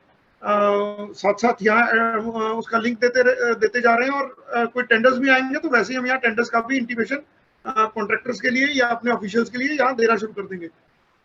कोई अगर किसी को क्वेरी हो, कोई अगर डाउट हो, तो इस नंबर पे ये डेडिकेटेड हेल्पलाइन है 9041049834, जो हमने कॉल सेंटर बना रखा है, जहां कोई भी अगर किसी को प्रॉब्लम हो तो इस नंबर पे कॉल करके भी वो ले सकते हैं। और हमारे कोई ईमेल के थ्रू भी रिक्वेस्ट डाल सकते हैं। अगर कोई उनकी क्वेरी है तो हम उसको इमीडिएटली जैसे वो जो भी क्वेरी है उसको रिजॉल्व करके इमीडिएटली हम उसका रिप्लाई बैक भी कर देते हैं। एम्प्लॉय डायरेक्टरी, जैसे आपको बाती सर ने बताया कि हमने जो अपनी हरियाणा इंजीनियरिंग वर्क्स पोर्टल है, इसको एचआरएमएस के साथ इंटीग्रेट कर रखा है। जो एम्प्लॉयज जिस यूनिट में, जिस डिवीजन में, जिस सर्कल में पोस्टेड हैं, एम्प्लॉय डायरेक्टरी में जाकर के अगर मैं ऑफिस का नाम सिलेक्ट करता हूँ, सर्कल का नाम सिलेक्ट करता हूँ, तो उसके बाद मुझे उस सर्कल के या डिवीजन के वो एम्प्लॉयज जो ऑफिस में पोस्टेड है वो लिस्ट हो जाते हैं। ट्रेनिंग वीडियोस देखने के लिए आप इस लिंक पे क्लिक कर सकते हैं, जहां हमने वेरिफिकेशन कैसे होगी वर्क की उसकी वीडियो डाल रखी है, कॉन्ट्रैक्टर्स की सपोर्ट के लिए वीडियोस डाल रखी हैं, और अदरवाइज लॉगिन से करना है या फॉरवर्ड पासवर्ड, कुछ वीडियोस हमने इस पे ऑलरेडी डाल रखी हैं। नीचे कुछ FAQs हैं, जो जिन FAQs में अभी तो हम कॉन्ट्रैक्टर की हेल्प के लिए हमने कुछ क्वेश्चंस डाल रखे हैं, क्योंकि कॉन्ट्रैक्टर्स के लिए ऑलरेडी ऑनरेबल सीएम साहब ने इसको लॉन्च कर दिया था 24 मई को। बट अभी अगर आप लोग जब यूज करेंगे, कुछ आपके क्वेश्चंस आएंगे, वो भी हम यहाँ पे FAQs को इम्प्रोवाइज करते रहेंगे, उसके अकॉर्डिंगली हम यहाँ क्वेश्चंस ऐड करते रहेंगे और परमानेंट सोल्यूशन आपको मिलता रहेगा। सबसे पहले मैं शुरू करता हूँ, होम बटन आपने देख लिया, ये होम स्क्रीन मेरा, ये होम पेज है पूरा। डाउनलोड्स पे जब हम क्लिक करते हैं तो डाउनलोड्स पे मेरे पास जो अवेलेबल है हरियाणा शेड्यूल ऑफ रेट्स है, जो जिसको आप डाउनलोड कर सकते हैं। ये PDF फाइल है, हरियाणा शेड्यूल ऑफ रेट्स 2021, जो 4 मई को सीएम साहब ने अनवील की थी। रजिस्ट्रेशन रूल्स हैं कॉन्ट्रैक्टर्स के लिए, वो आप यहाँ से डाउनलोड कर सकते हैं। मैं आप सबसे रिक्वेस्ट करूंगा कि आप रजिस्ट्रेशन रूल्स डाउनलोड जरूर करें और इसको पढ़ें भी जरूर। जो अभी बाती सर आपको प्रेजेंटेशन में दिखा रहे थे, वो रूल्स में भी चीजें काफी सारी मेंशन्ड है, तो ये जरूर आप पढ़ें कि कमेटी बनाने के लिए कौन कमेटी बना सकता है, कौन कौन मेंबर्स होंगे, जो हमारी क्लासेस हैं, कौन कौन सी क्लासेस हैं, वो सब चीजें अवेलेबल रजिस्ट्रेशन रूल्स में है। यूजर मैनुअल कॉन्ट्रैक्टर के लिए, अगर कोई कॉन्ट्रैक्टर आपसे सपोर्ट मांगता है कि हमें अगर रजिस्टर करना है तो कैसे करना है, उसको आप बोल सकते हैं यूजर मैनुअल डाउनलोड कर ले, कंप्लीट यूजर मैनुअल है कॉन्ट्रैक्टर के लिए। उसके बाद एक लेटर इशू किया था पीडब्ल्यूडी B&R ने, जो सभी डिवीजन ऑफिसेज में इरिगेशन, पीडब्ल्यूडी और पब्लिक हेल्थ की सभी डिविजन्स में सर्कुलेट किया, इनफैक्ट सभी डिपार्टमेंट्स को सर्कुलेट किया है वो। तो उसमें स्टेप्स लिखे हुए हैं, ये भी लेटर आपको अवेलेबल है जिसको आप डाउनलोड कर सकते हैं। जैसे ही कोई नई चीज आएगी हम उसको डाउनलोड सेक्शन में हम ऐड ऑन करते रहेंगे। अब है न्यू यूजर साइन अप। जैसे आपको भाती सर ने बताया कि 31 जुलाई के बाद कोई भी कॉन्ट्रैक्टर जो है उसको कॉन्ट्रैक्टर आईडी क्रिएट करना जरूरी है, उसके बाद ही वो कोई भी टेंडर में पार्टिसिपेट कर पाएगा। तो उसके लिए उसको न्यू यूजर साइन अप करना पड़ेगा। कॉन्ट्रैक्टर आईडी क्रिएट करने के लिए सिर्फ न्यू यूजर साइन अप करना है। इसको हम कॉन्ट्रैक्टर आईडी क्रिएशन भी बोल रहे हैं, इसको हम लॉगिन अकाउंट क्रिएशन भी बोल रहे हैं, इसको हम ये भी बोल रहे हैं कि उसने सिर्फ अपने आप को साइन अप करके छोड़ दिया। न्यू यूजर साइन अप पे जब वो क्लिक कर रहा है तो ये पेज ओपन हो रहा है जो आप मेरी स्क्रीन देख रहे हैं। न्यू यूजर साइन अप करने के लिए आ जाती है, मुझे सिर्फ एजेंसी टाइप सिलेक्ट करना है। मेरी जिस तरह की भी एजेंसी है मैं वो टाइप सिलेक्ट कर लूंगा। It could be individual, partnership, public limited, LLC society, private limited, joint venture, sole proprietor, जो भी मेरी एजेंसी है मैं एज एजेंसी का नेम सिलेक्ट कर लूंगा। अगर मेरा कॉरेस्पॉन्डेंस भी सेम है, मैंने वो क्लिक कर दिया सेम एज रजिस्टर्ड एड्रेस, मेरा कॉरेस्पॉन्डेंस भी ऑटो फिल हो जाएगा। मैं अपनी वेबसाइट का नाम, लैंडलाइन नंबर, MSME अगर है तो वो डिटेल्स दे दूंगा। पैन नंबर, GST नंबर और टिन नंबर अगर अवेलेबल है तो वो देना है। GST नंबर भी इनकरेक्ट होगा तो वो सिस्टम एक्सेप्ट नहीं करेगा, इसको भी हमने वैलिडेशन लगा रखी है, ये चेक होता है। सिमिलरली जैसे ही मैं पैन नंबर डालूंगा, पैन के बेसिस पे अगर मेरी पूरे हरियाणा में मैंने कभी भी हरियाणा से पेमेंट ली है तो जैसे ही पैन नंबर डालूंगा इमीडिएटली मेरा ट्रेजरी यूनिक कोड, जो हरियाणा का ट्रेजरी यूनिक कोड है, वो यहाँ ऑटोमेटिकली फिल हो जाएगा। अगर मैं कभी हरियाणा में काम नहीं किया, किसी भी डिपार्टमेंट में किसी भी तरह का काम नहीं किया, मैंने कोई भी पेमेंट नहीं ली है, in that case I will say no. No करने पे मुझे अपनी bank account number, IFSC code, bank name और बैंक एड्रेस देना है। अगर मैं यस करता हूं, वो पैन नंबर डालते ही मेरा यहाँ यूनिक कोड आ जाएगा और बाय डिफॉल्ट ये यस पे ही रहेगा, मैं इसको चेंज नहीं कर पाऊंगा। Thereafter contractor has to give the applicant details. जो भी इसको सबमिट कर रहा है वो ओनर अपनी डिटेल भी दे सकता है, जो कॉन्ट्रैक्चुअल एजेंसी का ओनर है, या वो किसी भी एप्लीकेंट की डिटेल यहाँ मेंशन कर सकता है। अगर किसी पर्सन, मान लीजिए कोई हरियाणा बेस्ड एजेंसी नहीं है, तो डेफिनेटली उनके पास परिवार पहचान पत्र नहीं होगा। In that case they have to click on no and a consent for Aadhaar will be popped up, जहां उनको अपनी कंसेंट को अलाउ करना है। जैसे ही एक्सेप्ट करेंगे, thereafter they have to give their Aadhaar number, mobile number और ईमेल नंबर। मोबाइल और ईमेल देना रिक्वायर्ड भी है और करेक्ट देना जरूरी है, बिकॉज इसी मोबाइल पे OTP जनरेट होगा जो उस पर्टिकुलर कॉन्ट्रैक्चुअल एजेंसी के पास जाएगा। जैसे ही मैं कैप्चा कोड डालने के बाद जनरेट OTP करूंगा, मेरे को मेरे दिए हुए मोबाइल नंबर पे OTP आ जाएगा। मैं OTP डालूंगा, पासवर्ड सेट करूंगा अपना, जो मुझे लॉगिन करने के लिए पासवर्ड सेट करना है, और thereafter I will go to login. अगर कोई कॉन्ट्रैक्टर, जैसे मैंने इससे थोड़ी देर पहले बताया कि कॉन्ट्रैक्टर आईडी क्रिएट करना जरूरी है, दैट मीन्स कि किसी भी कॉन्ट्रैक्टर को साइन अप करना जरूरी है, रजिस्ट्रेशन कराना जरूरी नहीं है। बट ये जो कॉन्ट्रैक्टर रजिस्ट्रेशन कराएगा, सिर्फ उस कॉन्ट्रैक्टर को जो CM साहब ने अनाउंस किया था EMD एग्जेम्पशन का बेनिफिट तभी मिलेगा अगर वो कॉन्ट्रैक्टर साइन अप कराएगा। तो अभी हम साइन अप नहीं, जो रजिस्ट्रेशन कराएगा उसी कॉन्ट्रैक्टर को EMD का बेनिफिट मिलेगा। एक बार मैंने साइन अप कर लिया, साइन अप करने के बाद मुझे लॉगिन करने के लिए, अगर अपना प्रोसेस रजिस्ट्रेशन के लिए इनिशिएट करना तो मुझे लॉगिन करना पड़ेगा। मैं लॉगिन पे क्लिक करता हूँ। लॉगिन पे क्लिक करूंगा तो मेरे को ये लॉगिन बटन पे यहाँ ले आता है। बाय डिफॉल्ट मेरा कॉन्ट्रैक्टर सिलेक्ट होता है। अगर मैं कॉन्ट्रैक्टर हूं तो मैं एज कॉन्ट्रैक्टर साइन अप करूंगा। मैं एक बार आपको कॉन्ट्रैक्टर की जो स्क्रीन है वो दिखा देता हूँ क्विकली। मैंने एक कॉन्ट्रैक्टर क्रिएट किया हुआ है, मैं उनके अकाउंट से लॉगिन कर रहा हूँ।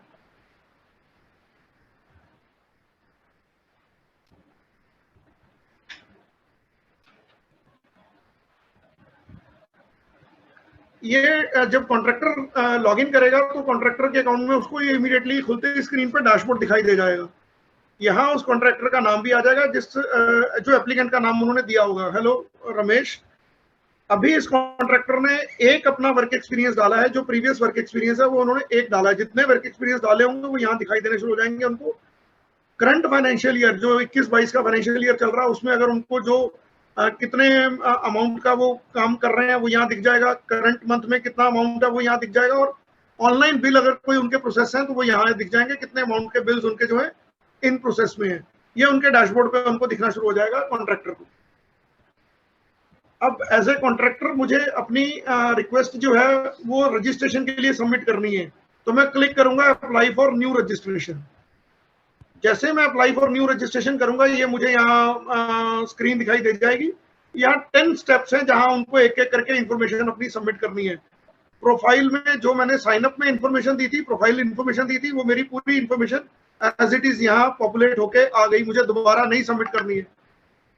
हमने यहाँ इसको एडिटेबल बनाया, अगर कोई चेंज करना चाह रहा है तो यहाँ उसको चेंज की फैसिलिटी अवेलेबल है।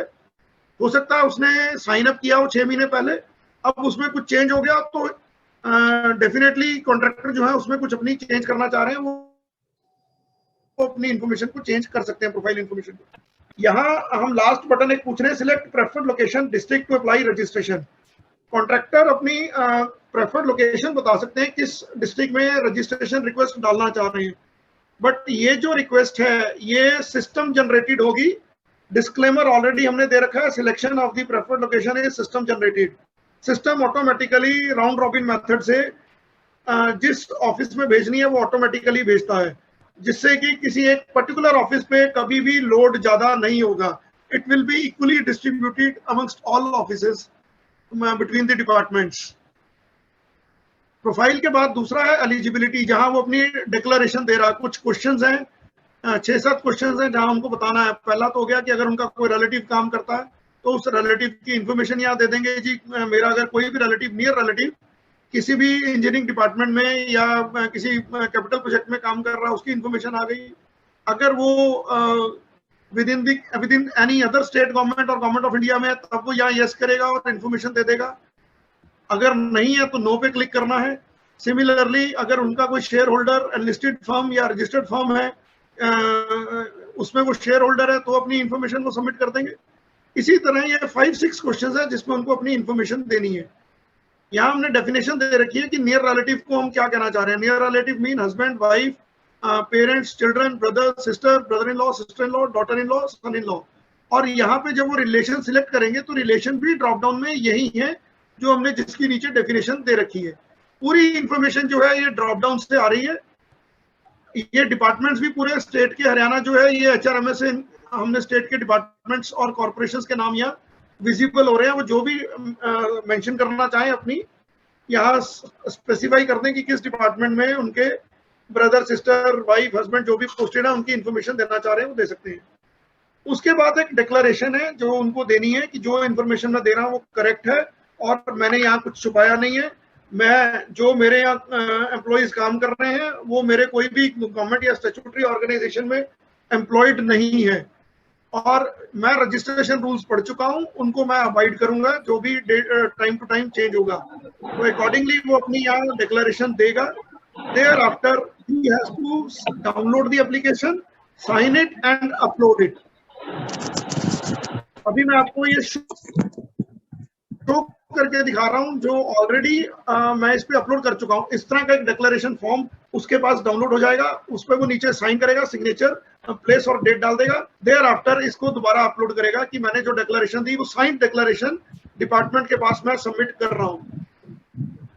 इन केस अगर कहीं भी उन्होंने कोई इंफॉर्मेशन गलत सबमिट की तो then his application is liable to be rejected. उसके बाद थर्ड स्टेप में उनको अपनी पार्टनर डिटेल देनी है। पार्टनर डिटेल में जो उनके पास पार्टनर्स हैं अपनी फर्म में, खुद ओनर है, 100% शेयर उनका है तो अपना दे देंगे। अगर वो डिस्ट्रीब्यूटेड है अमंग्स 2 तो वो अपने 2 लोगों का, 3 लोगों का, 4 लोगों का, depending upon the constitution of the firm. अगर इंडिविजुअल है तो एक ही होगा मेंबर, अगर वो LNC सोसाइटी है तो मिनिमम 10 मेंबर्स होंगे, अगर पार्टनरशिप है तो मिनिमम 2 होंगे, लिमिटेड कंपनी है तो मिनिमम 7 होंगे। उसके अकॉर्डिंगली इस पे चेक्स लगे हुए हैं। ये कॉन्ट्रैक्टर को अपनी पूरी इंफॉर्मेशन देनी है। अगर कॉन्ट्रैक्टर हरियाणा बेस्ड है, उसके पास फैमिली ID है, जो उसके पार्टनर्स हैं तो वो उनका फैमिली ID देगा।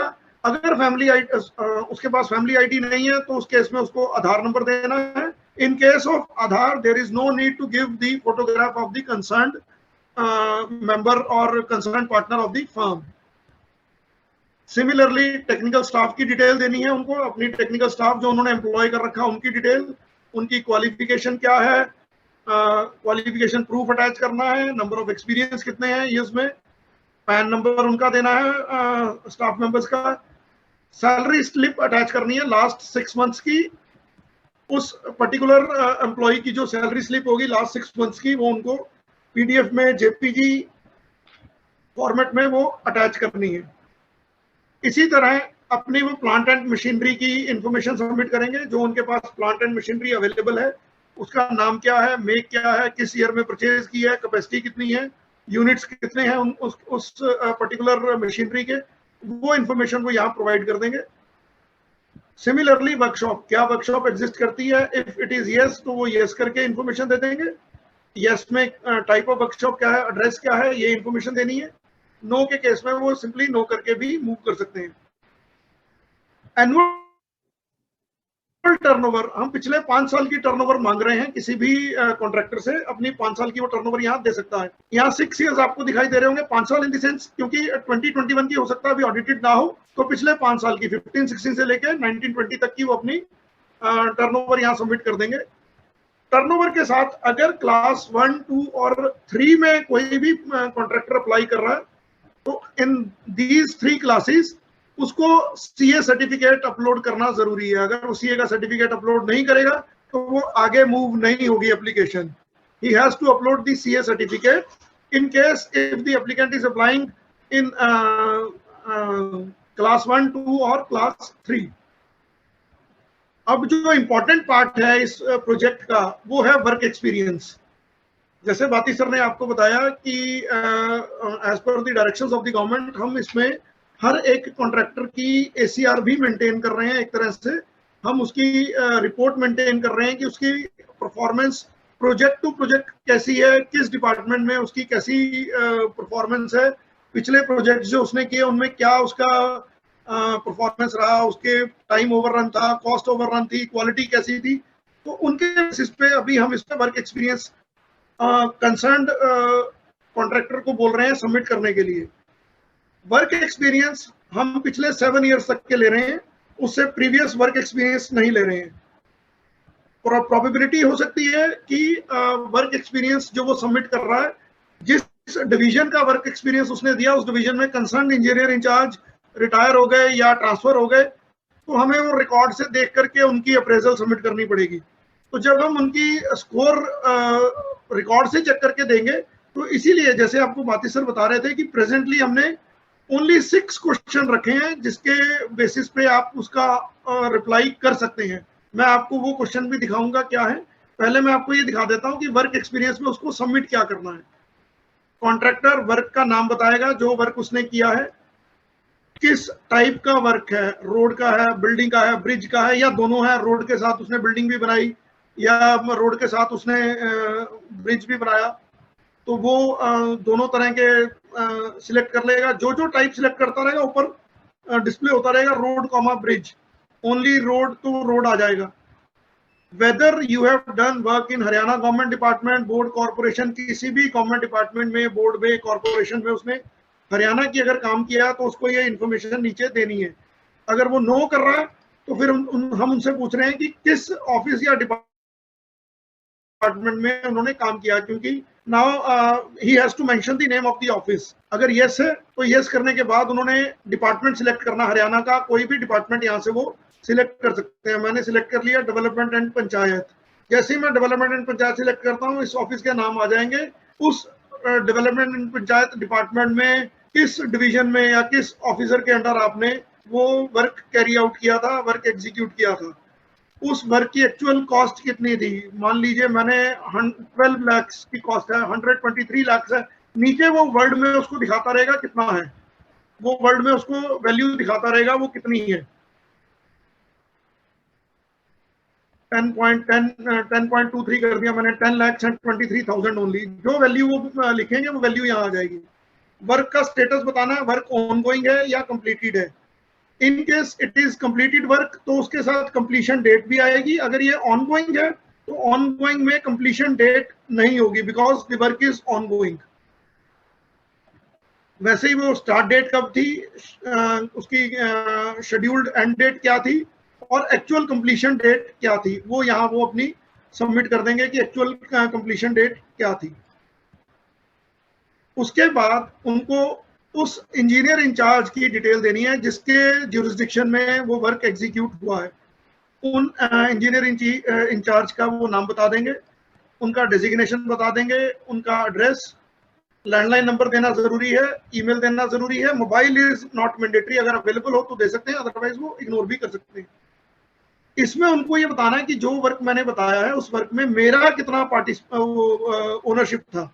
मान लीजिए प्रोबेबिलिटी हो सकती है कि मैंने जो वर्क किया वो किसी के साथ ज्वाइंट वेंचर में किया मैंने, या किसी के साथ कोलैबोरेशन में किया, तो उसमें मेरा जो पार्ट था वो 80% था, दूसरे मेरे ज्वाइंट वेंचर का पार्ट 20% था। सिविल वर्क मैंने किया, इलेक्ट्रिक वर्क उन्होंने किया, तो मैं यहाँ लिख दिया 80% मेरा है। यहाँ मैं 80% मेरी ओनरशिप उस वर्क की थी, वो मैंने यहाँ बता दी कितनी थी। उस एग्रीमेंट की मुझे नंबर बताना है, क्या है उसकी डिटेल। यहाँ मुझे एग्रीमेंट अमाउंट बताना है, कितने का एग्रीमेंट अमाउंट था और किस ईयर में वो एग्रीमेंट मैंने एग्जीक्यूट किया था, वो मैं यहाँ ईयर ऑफ एग्रीमेंट सिलेक्ट कर लूंगा। उसके बाद यहाँ ऐड बटन आएगा, जैसे ही ऐड बटन पे मैं क्लिक करूंगा तो ये नया रिकॉर्ड नीचे जैसे आप देख रहे हैं ये रिकॉर्ड ऐड हो जाएगा। इन केस अगर ये वर्क जो कॉन्ट्रैक्टर की स्क्रीन पे आप देख रहे हैं, ये वर्क अगर इस वर्क की अगेंस्ट मेरी परफॉर्मेंस जो है वो अवार्ड हो जाती है, मुझे बता दिया जाता है कि मेरी परफॉर्मेंस कैसी थी विद रिस्पेक्ट टू 6 क्वेश्चंस, तो वो स्कोर जो मुझे मिला होगा वो इस कॉलम में स्कोर आ जाएगा। स्कोर कॉलम में मेरे पास यहाँ मुझे स्कोर दिखना शुरू हो जाएगा, 70, 60, 40 जो भी स्कोर मुझे अवार्ड होगा यहाँ दिखना शुरू हो जाएगा। इन case if I am not satisfied with the score, and number 2, जैसे ही मुझे स्कोर अवार्ड होगा ये डिलीट का ऑप्शन यहाँ से हट जाएगा। There after I will not be able to delete this particular project। जैसे ही मेरी अवार्डिंग इस प्रोजेक्ट की होगी मैं तब तक इसको डिलीट कर सकता हूँ जब तक मेरा ये प्रोजेक्ट अवार्ड नहीं हुआ, उसके बाद मैं इसको डिलीट नहीं कर सकता हूँ जैसे ये प्रोजेक्ट मेरा अवार्ड हो जाता है। नंबर 2, अगर if I am not satisfied with the score given by the engineer incharge, I can request to review my score. Review जो है इंजीनियर इंचार्ज के नेक्स्ट ऑफिसर इंचार्ज होंगे, सुपरिटेंडिंग इंजीनियर, उनके पास वो रिव्यू के लिए चला जाएगा and his award would be the final. जो भी वो अपना फाइनल ऐसे हिसाब कर देंगे, that would be the final. ये एग्रीमेंट यहाँ उन्होंने अपने वर्क एक्सपीरियंस में जो वर्क की डिटेल है वो पूरी वर्क की डिटेल उनको कंप्लीट देनी है। वर्क का नाम, वर्क का टाइप, वर्क किस डिपार्टमेंट के अंडर एग्जीक्यूट किया, उसका कौन सा ऑफिस था, क्या स्टार्ट डेट थी, क्या एंड डेट थी, क्या उसकी कॉस्ट थी, किस इंजीनियर इंचार्ज के नीचे उन्होंने काम किया है, ये कंप्लीट इंफॉर्मेशन वो अपनी सबमिट करेंगे। ये इंफॉर्मेशन उस कंसर्न इंजीनियर इंचार्ज के अकाउंट में दिखनी शुरू हो जाएगी। ऊपर हमने एक डिस्क्लेमर भी दिया है जहां हम लिख रहे हैं, please note that all information provided here will be verified. Any false incorrect information may lead to debar, blacklist and forfeit of deposit. Be careful while filling the requisite information. हम एक वार्निंग सॉर्ट ऑफ भी contractor को दे रहे हैं कि जो project आप mention कर रहे हैं वो करेक्ट प्रोजेक्ट्स दीजिएगा, इनकरेक्ट प्रोजेक्ट ना हो, अदरवाइज दैट में lead to debar oblique blacklisting of the contractors. Work experience submit करने के बाद कॉन्ट्रैक्टर जो है कुछ मैंडेटरी डॉक्यूमेंट्स हैं जो उसको सबमिट करने हैं, मैं स्क्रीन पे आपको दिखा देता हूँ। प्रूफ ऑफ कॉन्स्टिट्यूशन उसको देना है, पैन कार्ड उसको सबमिट करना है, जीएसटी सर्टिफिकेट देना है, ब्लैक लिस्टिंग उसकी कभी नहीं हुई उसका एक अंडरटेकिंग देना है, इमूवेबल प्रॉपर्टी उसके पास है तो उसकी detail, otherwise self declaration that I do not have any property, registration certificate of labor department, solvency certificate, ITR for last 3 years, proof of bank account, power of attorney अगर वो applicable है तो, proof of address, and last में upload signed PDF of complete application duly downloaded। जो information उन्होंने step 1 से लेके step 9 तक submit करी है उसकी डाउनलोड करेंगे एप्लीकेशन को, उस एप्लीकेशन को भी डाउनलोड करके साइन करने के बाद री अपलोड करेंगे। री अपलोड करने के बाद वो एप्लीकेशन फी पे जाएंगे, यहाँ वो 5,000 नॉन रिफंडेबल फी डिपॉजिट कराएंगे। फी डिपॉजिट करने के बाद नीचे आप जैसे देख रहे हैं मेरी प्रीवियस ट्रांजैक्शन आ रही है, इसमें 5,000 पेड है, किस CIN नंबर से, किस GRN नंबर से, वो मेरी पूरी डिटेल यहाँ सबमिट हो रही है। उसके साथ वो कंप्लीट इंफॉर्मेशन सबमिट हो जाएगी। जैसे ही एप्लीकेशन फी करके सबमिट करेंगे, नंबर 1 एप्लीकेशन जो उन्होंने कंटेंट सबमिट किया वो फ्रीज हो जाएगा, वो उस कंटेंट में अपडेट नहीं कर पाएंगे, वो फ्रीज हो जाएगा। नंबर 2, जो इंफॉर्मेशन उन्होंने सबमिट की वो कंसर्न्ड एग्जीक्यूटिव इंजीनियर जो है उनके अकाउंट में चली गई to verify the complete information with respect to profile, eligibility, partner detail, technical staff, partner plant and machinery, workshop, ये सब चीजें उनको एग्जामिन करनी है। और अपनी रिकमेंडेशन के साथ अगर एप्लीकेशन जो है क्लास 4 में है तो क्लास 4 के केस में कंसर्न्ड एग्जीक्यूटिव इंजीनियर जो है उनकी कमेटी ही कॉम्पिटेंट है उसको अप्रूव करने के लिए, तो उसको अप्रूव कर सकते हैं।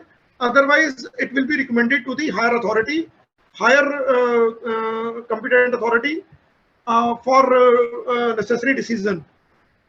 वर्क एक्सपीरियंस के केस में जो वर्क एक्सपीरियंस दिया होगा वो कंसर्न्ड नोडल इंचार्ज नहीं कर पाएगा, कंसर्न्ड एग्जीक्यूटिव इंचार्ज उसको वेरीफाई नहीं कर पाएगा, वो उसी एग्जीक्यूटिव इंजीनियर के अकाउंट में दिखाई देगा जिसके अंडर उसने अपना वर्क मेंशन किया है।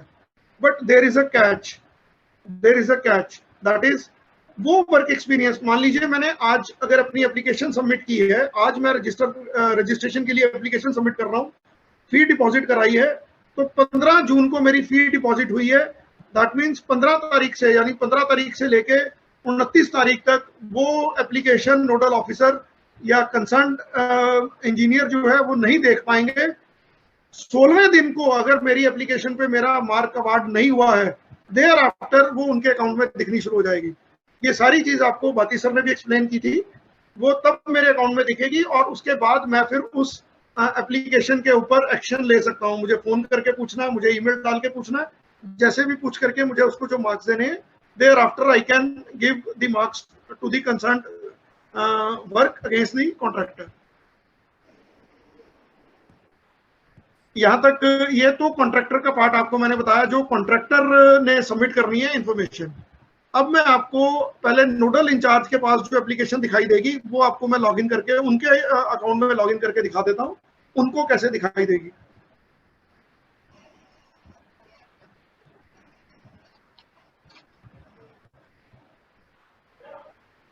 लॉगिन पे मैंने आपको बताया, जब होम पेज works.haryana.in पे लॉगिन करेंगे तो यहाँ लॉगिन स्क्रीन आपको दिखाई दे रही है। लॉगिन पे क्लिक करते ही नीचे ले जाएगा। यहाँ आपको बाय डिफॉल्ट कॉन्ट्रैक्टर हाईलाइटेड होता है, आपको एम्प्लॉय सिलेक्ट करना है क्योंकि एज ए एम्प्लॉय आपको लॉगिन करना है। अभी वाला पार्ट थोड़ा ध्यान से आप देख लीजिएगा, बिकॉज ये एक्टिविटीज जो है ये आप ही को परफॉर्म कंसर्न्ड एग्जीक्यूटिव इंजीनियर के अकाउंट से लॉगिन किया है। आप देख सकते हैं जैसे ही मैं लॉगिन करूंगा यहाँ मुझे मेरा डिवीजन दिख जाएगा। अगर मैं एग्जीक्यूटिव इंजीनियर हूं तो मेरा डिवीजन आ जाएगा, अगर मैं SC हूं तो मेरा सर्कल ऑफिस तक ही आएगा। डिपार्टमेंट, सर्कल और उस सर्कल के अंडर कौन सा डिवीजन है वो यहाँ आ गया, यहाँ मेरा नाम आ गया। उसके बाद यहाँ जो प्रोफाइल आप देख रहे हैं, आप सभी ई ऑफिस यूज करते हैं। अगर आपके पास 2 चार्ज हो तो ये ऑफिस पे भी हमें यहाँ 2 चार्ज दिखाई देते हैं। सिमिलरली अगर मेरे पास 2 चार्ज होंगे, अगर मैं 2 डिवीजन में पोस्टेड हूँ तो मुझे यहाँ 2 डिविजन दिखाई देंगी। अभी क्योंकि मेरे पास सिंगल डिवीजन का ही चार्ज है तो इसलिए मुझे यह सिंगल डिवीजन दिखाई दे रही है। जिस डिवीजन के लिए मैं एक्टिविटी कर रहा हूं मैं उसको सिलेक्ट कर लूंगा। यहाँ लेफ्ट साइड बार पे जो मेनू है मैं यहाँ आ जाऊंगा। लेफ्ट साइड मेनू में अभी हमें कॉन्ट्रैक्टर से रिलेटेड एक्टिविटी परफॉर्म करनी है तो मैं कॉन्ट्रैक्टर रजिस्ट्रेशन वाले टैब पे क्लिक करूंगा। यहाँ मुझे दिख गया dashboard, award, marks to work, process, registration, application. मैंने डैशबोर्ड पे क्लिक किया। मेरे अकाउंट में एक एप्लीकेशन PD1 कुरुक्षेत्र में एक एप्लीकेशन आई हुई है, वो मुझे यहाँ दिखाई दे रही है। अब मैं अवार्ड, मार्क्स टू वर्क पे क्लिक करता हूँ। पेंडिंग फॉर स्कोर अगर मैं देखना चाह रहा हूँ कि किसी का स्कोर देना वो पेंडिंग है, तो जब मैं क्लिक कर रहा हूँ मेरे अकाउंट में कोई भी एप्लीकेशन अभी तक नहीं आई है जिसका मुझे स्कोर देना है। और अगर एप्लीकेशन नहीं आई तो मैंने अभी तक किसी का स्कोर अवार्ड भी नहीं किया, इसलिए अवार्डेड स्कोर में भी 0 दिख रहा है। प्रोसेस रजिस्ट्रेशन एप्लीकेशन, जब मैं प्रोसेस रजिस्ट्रेशन एप्लीकेशन में जाऊंगा, एप्लीकेशन रिसीव्ड पे क्लिक करूंगा तो वो एप्लीकेशन जो मेरे अकाउंट में आई हुई है वो यहाँ दिख जाएगी। अभी मेरे अकाउंट में एक एप्लीकेशन आई है जो इसमें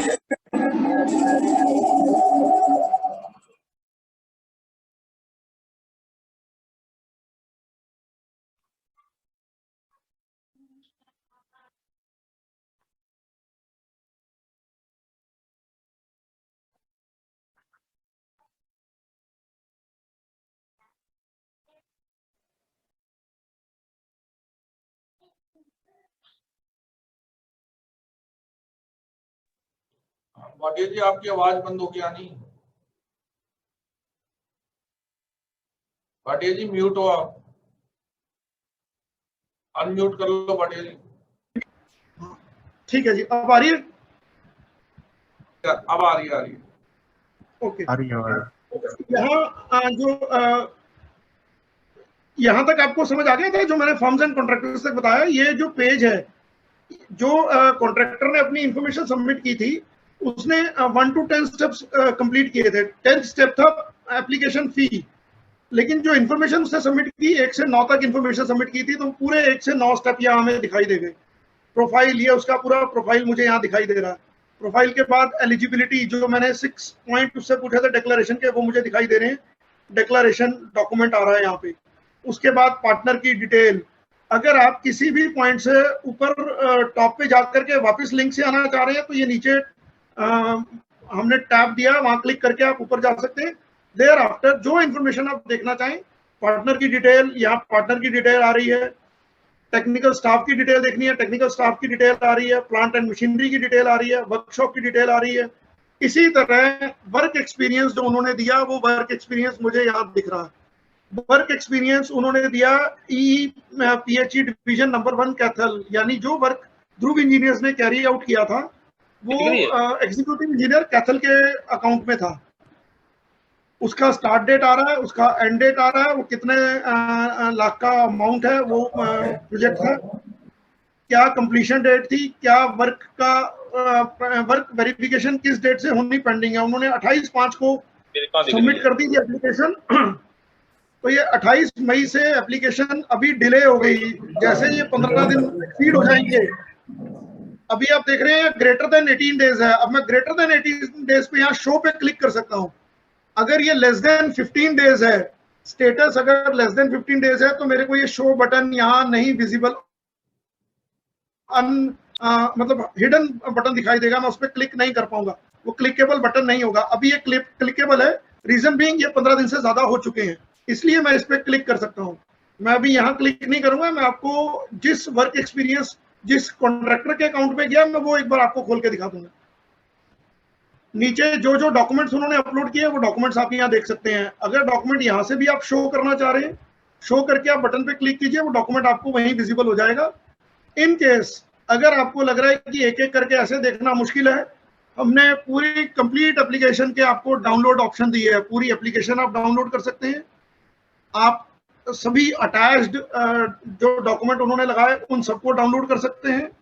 अगर खाली आपको उसका जो एलिजिबिलिटी यानी जो डिक्लेरेशन फॉर्म था वो देखना हो, तो खाली आप यहाँ पे वो डिक्लेरेशन फॉर्म या एलिजिबिलिटी साइंड फॉर्म भी डाउनलोड कर सकते हैं। मैं इस पे क्लिक कर रहा हूँ जो कंप्लीट एप्लीकेशन उन्होंने डाउनलोड करके अपलोड की है। ये देखिए, ये कंप्लीट एप्लीकेशन जिसमें उन्होंने कॉन्ट्रैक्टर की डिटेल है, एजेंसी की एलिजिबिलिटी है, पार्टनर डिटेल है, technical staff, plant machinery, uploaded document, ये उन्होंने साइन करके अपलोड कर रखी है। ये एप्लीकेशन कंप्लीट ये डाउनलोड हो जाएगी। और सिमिलरली जो पूरे आप अटैचमेंट्स डाउनलोड करना चाहें तो वो भी डाउनलोड कर सकते हैं। और अगर आप खाली एजेंसी का डिक्लेरेशन फॉर्म देखना चाहें वो भी आप डाउनलोड करके देख सकते हैं, और बैक करके आप प्रीवियस बटन पे भी जा सकते हैं। तो ये आपको ऑप्शन जो है कॉन्ट्रैक्टर रजिस्ट्रेशन में, प्रोसेस रजिस्ट्रेशन एप्लीकेशन, उसमें एप्लीकेशन रिसीव्ड पे आप क्लिक करेंगे तो रिसीव्ड पे आपको जो एप्लीकेशन आपके अकाउंट में आई होंगी और जो पेंडिंग है वो दिखाई देंगी। अगर मेरे को यहाँ देखनी हो अप्रूव्ड, यानी कि जो मेरी कॉम्पिटेंसी में थी और मैंने वो अप्रूव कर दी, तो वो मुझे यहाँ दिख जाएगी। और अगर कोई मैंने रिजेक्ट किया तो वो मुझे यहाँ दिख जाएगी। बट पेंडिंग के केस में वो ये एप्लीकेशन मेरे को यहाँ दिखाई दे रही है। अगर मुझे इस एप्लीकेशन को फर्दर प्रोसेस करना है, आई एम सेटिस्फाइड, जो डॉक्यूमेंट उन्होंने लगाया वो डॉक्यूमेंट बिल्कुल ठीक है, मुझे आगे इसको फॉरवर्ड करना है, मैं क्लिक पे प्रोसेस एप्लीकेशन पे क्लिक करूंगा, इसका मैं स्टेटस सिलेक्ट करूंगा, मुझे कॉन्ट्रैक्टर को रिटर्न करनी है। अभी ये एप्लीकेशन अगर आप देखेंगे तो क्लास 4 की एप्लीकेशन है। क्लास 4 में एप्लीकेशन की कॉम्पिटेंसी जो है वो कंसर्न एग्जीक्यूटिव इंजीनियर की कमेटी को पावर दी गई है, उन्होंने ही अप्रूव करना है। तो उनके सिर्फ 2 ही बटन दिखाई दे रहे हैं, या तो वो रिटर्न कर देंगे कॉन्ट्रैक्टर को इफ इज नॉट सेटिस्फाइड, या उसको अप्रूव कर देंगे, और उसके बाद उन्होंने यहाँ रिमार्क्स डाल करके सेव करना है। बट बिफोर डूइंग दिस, जैसे आपको बातिश सर ने बताया कि जो कॉन्ट्रैक्टर के एप्लीकेशन को प्रोसेस करने से पहले आपको कमेटी क्रिएट करनी है। कमेटी आपको क्रिएट करनी है तो पहले उसके लिए आपको क्रिएट कमेटी में जाना होगा। क्रिएट कमेटी, आपको डिविजनल लेवल कमेटी बनानी है। यहाँ कमेटी का नंबर बाय डिफॉल्ट आता रहेगा 1 2 3 4, ऑटो इंक्रीमेंट होता रहेगा जितनी बार भी नई कमेटी बनेगी। सर्कल ऑफिस कौन सा और डिवीजन कौन सा है। क्लास जिसके लिए मैं कमेटी बना रहा हूँ वो क्लास मैंने यहाँ मेरी आ रही है। सिलेक्ट रोल, रोल मुझे मेंबर सिलेक्ट करना है। मेंबर के केस में डिप्टी सुपरिटेंडेंट मेंबर सेक्रेटरी बनाना है पहले। मेंबर सेक्रेटरी के केस में सिर्फ डिप्टी सुपरिटेंडेंट मैं मेंबर सिलेक्ट कर सकता हूँ, तो मैं डिप्टी सुपरिटेंडेंट यहाँ सिलेक्ट करने के बाद ऐड ऑफिसर कर दूंगा, वो ऑफिसर नीचे ऐड हो जाएंगे। उसके बाद मुझे मेंबर बनाना है। मेंबर के केस में one of the executive engineer, जो उस पर्टिकुलर सर्कल के अंडर एग्जीक्यूटिव इंजीनियर्स होंगे वो मेंबर होंगे। मैं यहाँ से सिलेक्ट कर लूंगा कौन है member. Member secretary, member secretary सिर्फ मेंबर चेयरमैन, जो सीनियर मोस्ट उस सर्कल में सीनियर मोस्ट या सीनियर जो भी एग्जीक्यूटिव इंजीनियर है उनको यहाँ उसका चेयरमैन बना दिया जाएगा कमेटी का। और सिमिलरली जैसे आप नीचे देख रहे हैं, ये कमेटी तो बना रखी है बट इस कमेटी को अभी हमने फ्रीज नहीं किया। जैसे ही मैं फ्रीज कमेटी पे सिलेक्ट करूंगा तो वो मेंबर्स जो है फ्रीज हो जाएंगे उस कमेटी के। एंड दिस प्रोसेस जो कमेटी फॉर्मेशन है, it has to be carried out by the circle office, by the superintending engineer of the circle. Committee formation की पावर जो है वो सिर्फ सर्कल ऑफिस में दिखाई देगी। अभी सिर्फ हमने दिखाने के लिए इस अकाउंट में शो कर रखी है, but it has to be done by the superintending engineer only. Similarly अगर मुझे मान लीजिए कोई ऑफिसर ट्रांसफर हो गया या कोई रिटायर हो गया, मुझे उस कमेटी को डीएक्टिवेट करना है, तो मैं डीएक्टिवेट कमेटी में जाऊंगा, कमेटी नंबर सिलेक्ट करूंगा, कमेटी वो मैं डीएक्टिवेट कर दूंगा और नई कमेटी फॉर्म करूंगा। उसके बाद मुझे उस कमेटी के अगेंस्ट जो डिसीजन हुआ, जो कमेटी ने जब भी मीटिंग ली और उस मीटिंग में जो डिसीजन हुआ, उस डिसीजन की कॉपी को यहाँ अपलोड करना है और उसके रिमार्क्स देने हैं। उस मीटिंग में मैंने 5 एप्लीकेशंस को डिस्कस किया, जिसमें 4 मैंने अप्रूव कर दी, एक पे मैंने ऑब्जेक्शन लगा दिया, तो मैं वो प्रोसीडिंग यहाँ अपलोड कर दूंगा और यहाँ रिमार्क्स डाल करके मैं उसको सेव कर दूंगा। ये जो इसका डिसीजन होगा ये कंसर्न्ड जो कॉन्ट्रैक्टर है उसको भी दिखाई दे जाएगा कि मेरी एप्लीकेशन जो है वो अप्रूव हो गई। Now I am the registered contractor and I can avail the benefit of EMD exemption. तो ये प्रोसेस जो है, ये प्रोसेस जो मैंने आपको दिखाए ये फॉलो करने हैं। जो कंसर्न्ड नोडल ऑफिसर होगा जिसके अकाउंट में एप्लीकेशन प्रोसेस होने के लिए आई है। अब मैं आपको उन एग्जीक्यूटिव इंजीनियर का अकाउंट दिखा देता हूं जहां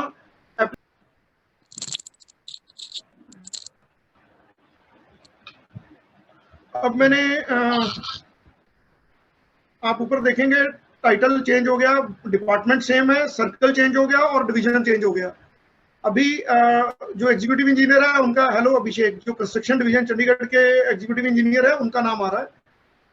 उनके पास भी सिंगल चार्ज है, डुअल चार्ज नहीं है। एग्जीक्यूटिव इंजीनियर सिविल इन सीडी चंडीगढ़, ये उनका नाम आ रहा है, उनके पास जो प्रोफाइल है। मान लीजिए आपके पास कोई भी कॉन्ट्रैक्टर वेरिफिकेशन के लिए अगर रिक्वेस्ट भेज रहा है, तो मैं कॉन्ट्रैक्टर रजिस्ट्रेशन में जा रहा हूँ, अवार्ड मार्क्स टू वर्क, मुझे इस पे क्लिक करना है। मुझे अब उस वर्क को वेरीफाई करना है, उसके अगेंस्ट अवार्ड करने हैं marks. Award marks to work, pending for score, score awarded. मैं पहले पेंडिंग फॉर स्कोर पे क्लिक कर रहा हूँ। ये मेरे पास एक एप्लीकेशन आई हुई है जो मैंने टेस्ट एप्लीकेशन बना करके डाली थी, वो यहाँ इनके अकाउंट में आई है।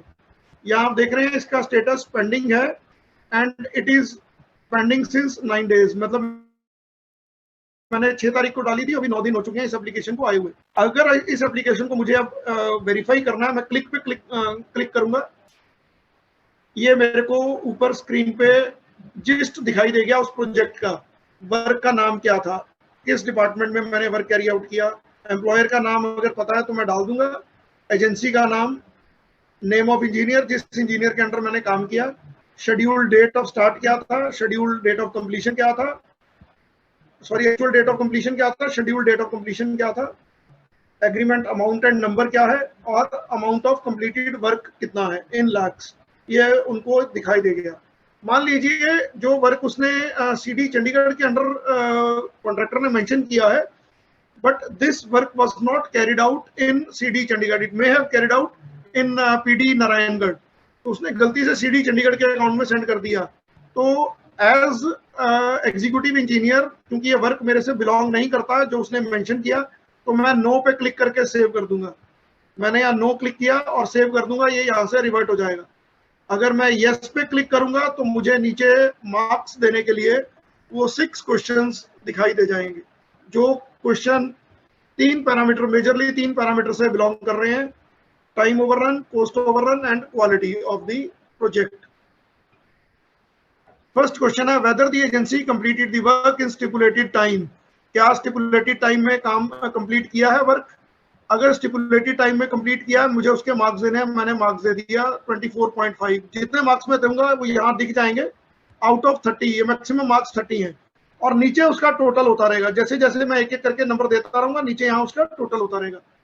सेकंड क्वेश्चन है whether quality of work and workmanship was satisfactory and maintained quality control register as per norms, उसने क्वालिटी कंट्रोल रजिस्टर मेंटेन किया, नहीं किया, ढंग से नहीं किया, तो मैंने 4 मार्क्स दे दिए आउट ऑफ 30, ये 4 मार्क्स आ गए। मेजर पॉइंट्स जो हैं, पहले 2 क्वेश्चन पे 30 मार्क्स हैं, बाकी नीचे वाले चारों क्वेश्चंस पे 10 मार्क्स हैं।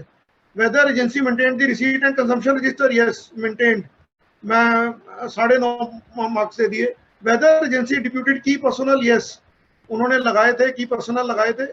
Whether agency followed the instructions, no, agency का बिहेवियर बहुत अच्छा नहीं था टुवर्ड्स द एग्जीक्यूटिव इंजीनियर, तो मैंने 1 मार्क दिया उसका। Whether agency followed safety norms during execution of work, उन्होंने सेफ्टी नॉर्म्स बहुत अच्छा नहीं था, एवरेज था, तो मैंने 5 मार्क्स दे दिए। जो मार्किंग मैंने की वो मुझे यहाँ दिखाई भी दे रही है, और टोटल मार्क्स मेरे बन रहे हैं 53 आउट ऑफ 100, 53 आउट ऑफ 100। जब मैं सेव पे क्लिक करूंगा तो मेरे ये मार्क्स यहाँ सेव हो जाएंगे, and thereafter this 53 points will be shown in the contractor account also, जहां मैंने आपको एक स्कोर का कॉलम दिखाया था जो ब्लैंक था, मुझे वहां 53 दिखाई दे जाएगा।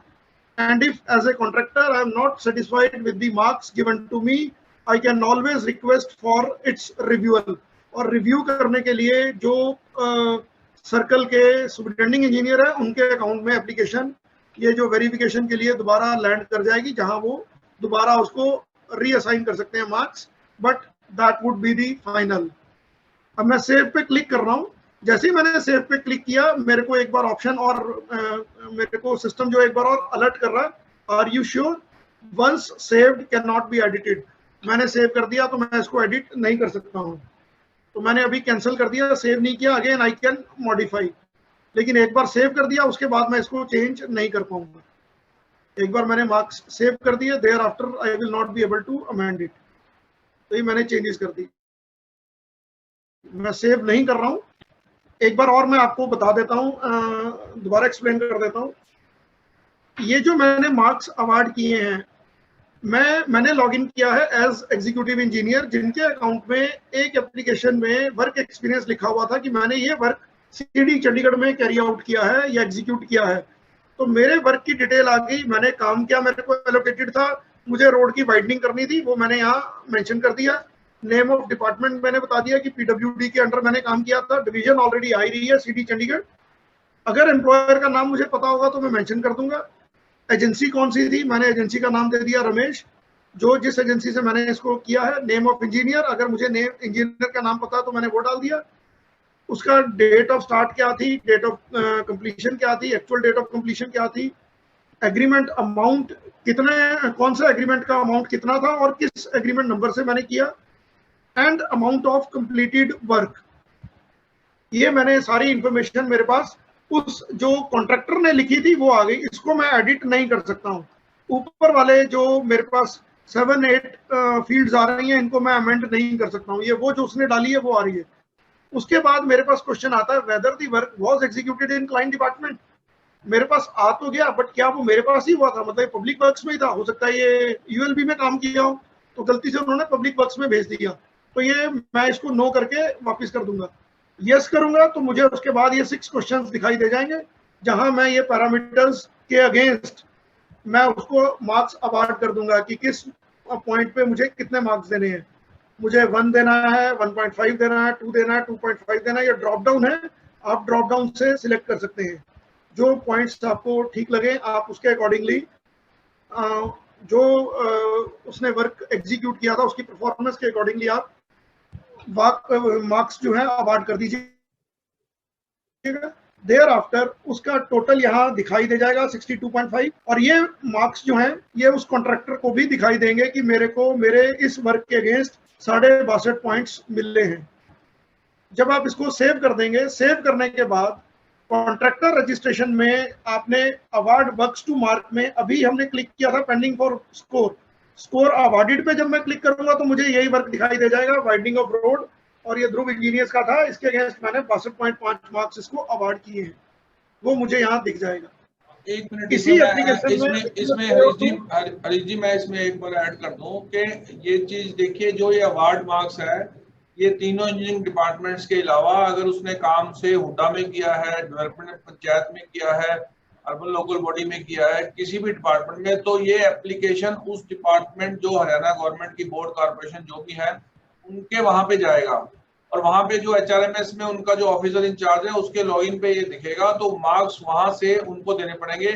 ये जो अवार्डेड मार्क्स हैं ये किसी भी डिपार्टमेंट में अगर हरियाणा गवर्नमेंट ने किया हुआ है तो वहीं से उनके लॉगिन से ही दिए जाएंगे। मैं एक रीट्रेट कर रहा हूँ ताकि ये अंडरस्टैंडिंग हो कि सिर्फ तीनों PWD पब्लिक हेल्थ इरिगेशन में है, जबकि एप्लीकेशन जो है वो सिर्फ तीनों डिपार्टमेंट के जो एग्जीक्यूटिव इंजीनियर है वो सिर्फ जो नोडल एग्जीक्यूटिव इंजीनियर प्रोसेस करेंगे डॉक्यूमेंट्स को वो सिर्फ तीनों के करेंगे, लेकिन अवार्ड मार्क्स जो है वो किसी भी डिपार्टमेंट में जहां पे उसने क्लेम किया है उनके लॉगिन पे जाएगा और वहां से वो देंगे। ठीक है हरीश जी, कंटिन्यू करो। हाँ जी, ये जो सर ने बताया इसमें जैसे सर ने बताया कि डिपार्टमेंट, नेम ऑफ डिपार्टमेंट है, ये जो डिपार्टमेंट का नाम उन्होंने out of all departments board corporation, वो उस डिपार्टमेंट के कंसर्न इंजीनियर इंचार्ज को या कंसर्न ऑफिसर इंचार्ज को चली जाएगी, वो उनको वेरीफाई करने हैं स्कूल्स। सेकेंड चीज मैं आपको ये बता रहा था कि अगर मैंने अवार्ड कर दी है, स्कोर मार्क्स दे दिए, तो उसके बाद अगर मुझे देखना हो कि मैंने किसको कितने अवार्ड दिए हैं या कौन कौन से प्रोजेक्ट के केस में मार्क दे चुका हूँ, तो वो स्कोर अवार्डेड में जाकर के मैं देख सकता हूँ मैंने किस किस प्रोजेक्ट के अगेंस्ट मैंने किस किस प्रोजेक्ट को वेरीफाई कर दिया है, वो मैं नीचे जाकर के देख सकता हूँ। सिमिलरली हो सकता है मेरे अकाउंट में भी कोई एप्लीकेशन आई हो जिस एप्लीकेशन को मुझे प्रोसेस करना है, तो again process registration application, application received पे मैं जाऊंगा। मेरे अकाउंट में अगर कोई एप्लीकेशन पेंडिंग होगी तो मुझे यहाँ दिखाई दे जाएगी। अभी मेरे अकाउंट में कोई एप्लीकेशन पेंडिंग नहीं है, दैट मींस अभी मेरे अकाउंट में कोई भी एप्लीकेशन नहीं आई, इसलिए मुझे यहाँ कोई भी एप्लीकेशन जो है वो दिखाई नहीं दे रही। सिमिलर प्रोसेस यहाँ भी है, create committee, deactivate committee, upload proceeding copy. हर एक एग्जीक्यूटिव इंजीनियर क्योंकि वो एंटाइटल है इन सब चीजों के लिए, तो उनको ये अपने अकाउंट में सब कुछ दिखाई देगा। तो ये कंप्लीट प्रोसेस है जो मैंने आपको बताया। वेरिफिकेशन कैसे करनी है, अगर मैं नोडल ऑफिसर हूं, मैं एग्जीक्यूटिव इंचार्ज नोडल हूं जिसके अकाउंट में प्रोसेस होने के लिए एप्लीकेशन आई है, तो मुझे प्रोसेस कैसे करनी है, वो कंप्लीट एप्लीकेशन आपको प्रोसेस करने का मेथड और वेरीफाई करने का मेथड हमने आपको अभी जो है वो एक्सप्लेन किया है। अगर किसी का भी कोई क्वेश्चन हो, क्वेरी हो, तो वो बता सकते हैं। प्लीज कोई भी क्वेश्चन डाउट हो तो काइंडली आप बताएं, क्योंकि ये जो बेसिक था तो पोर्टल का जैसे बता दिखा रहे हैं हरीश जी, नीचे इसके लेके जाना, हरीश जी नीचे लेके जाना।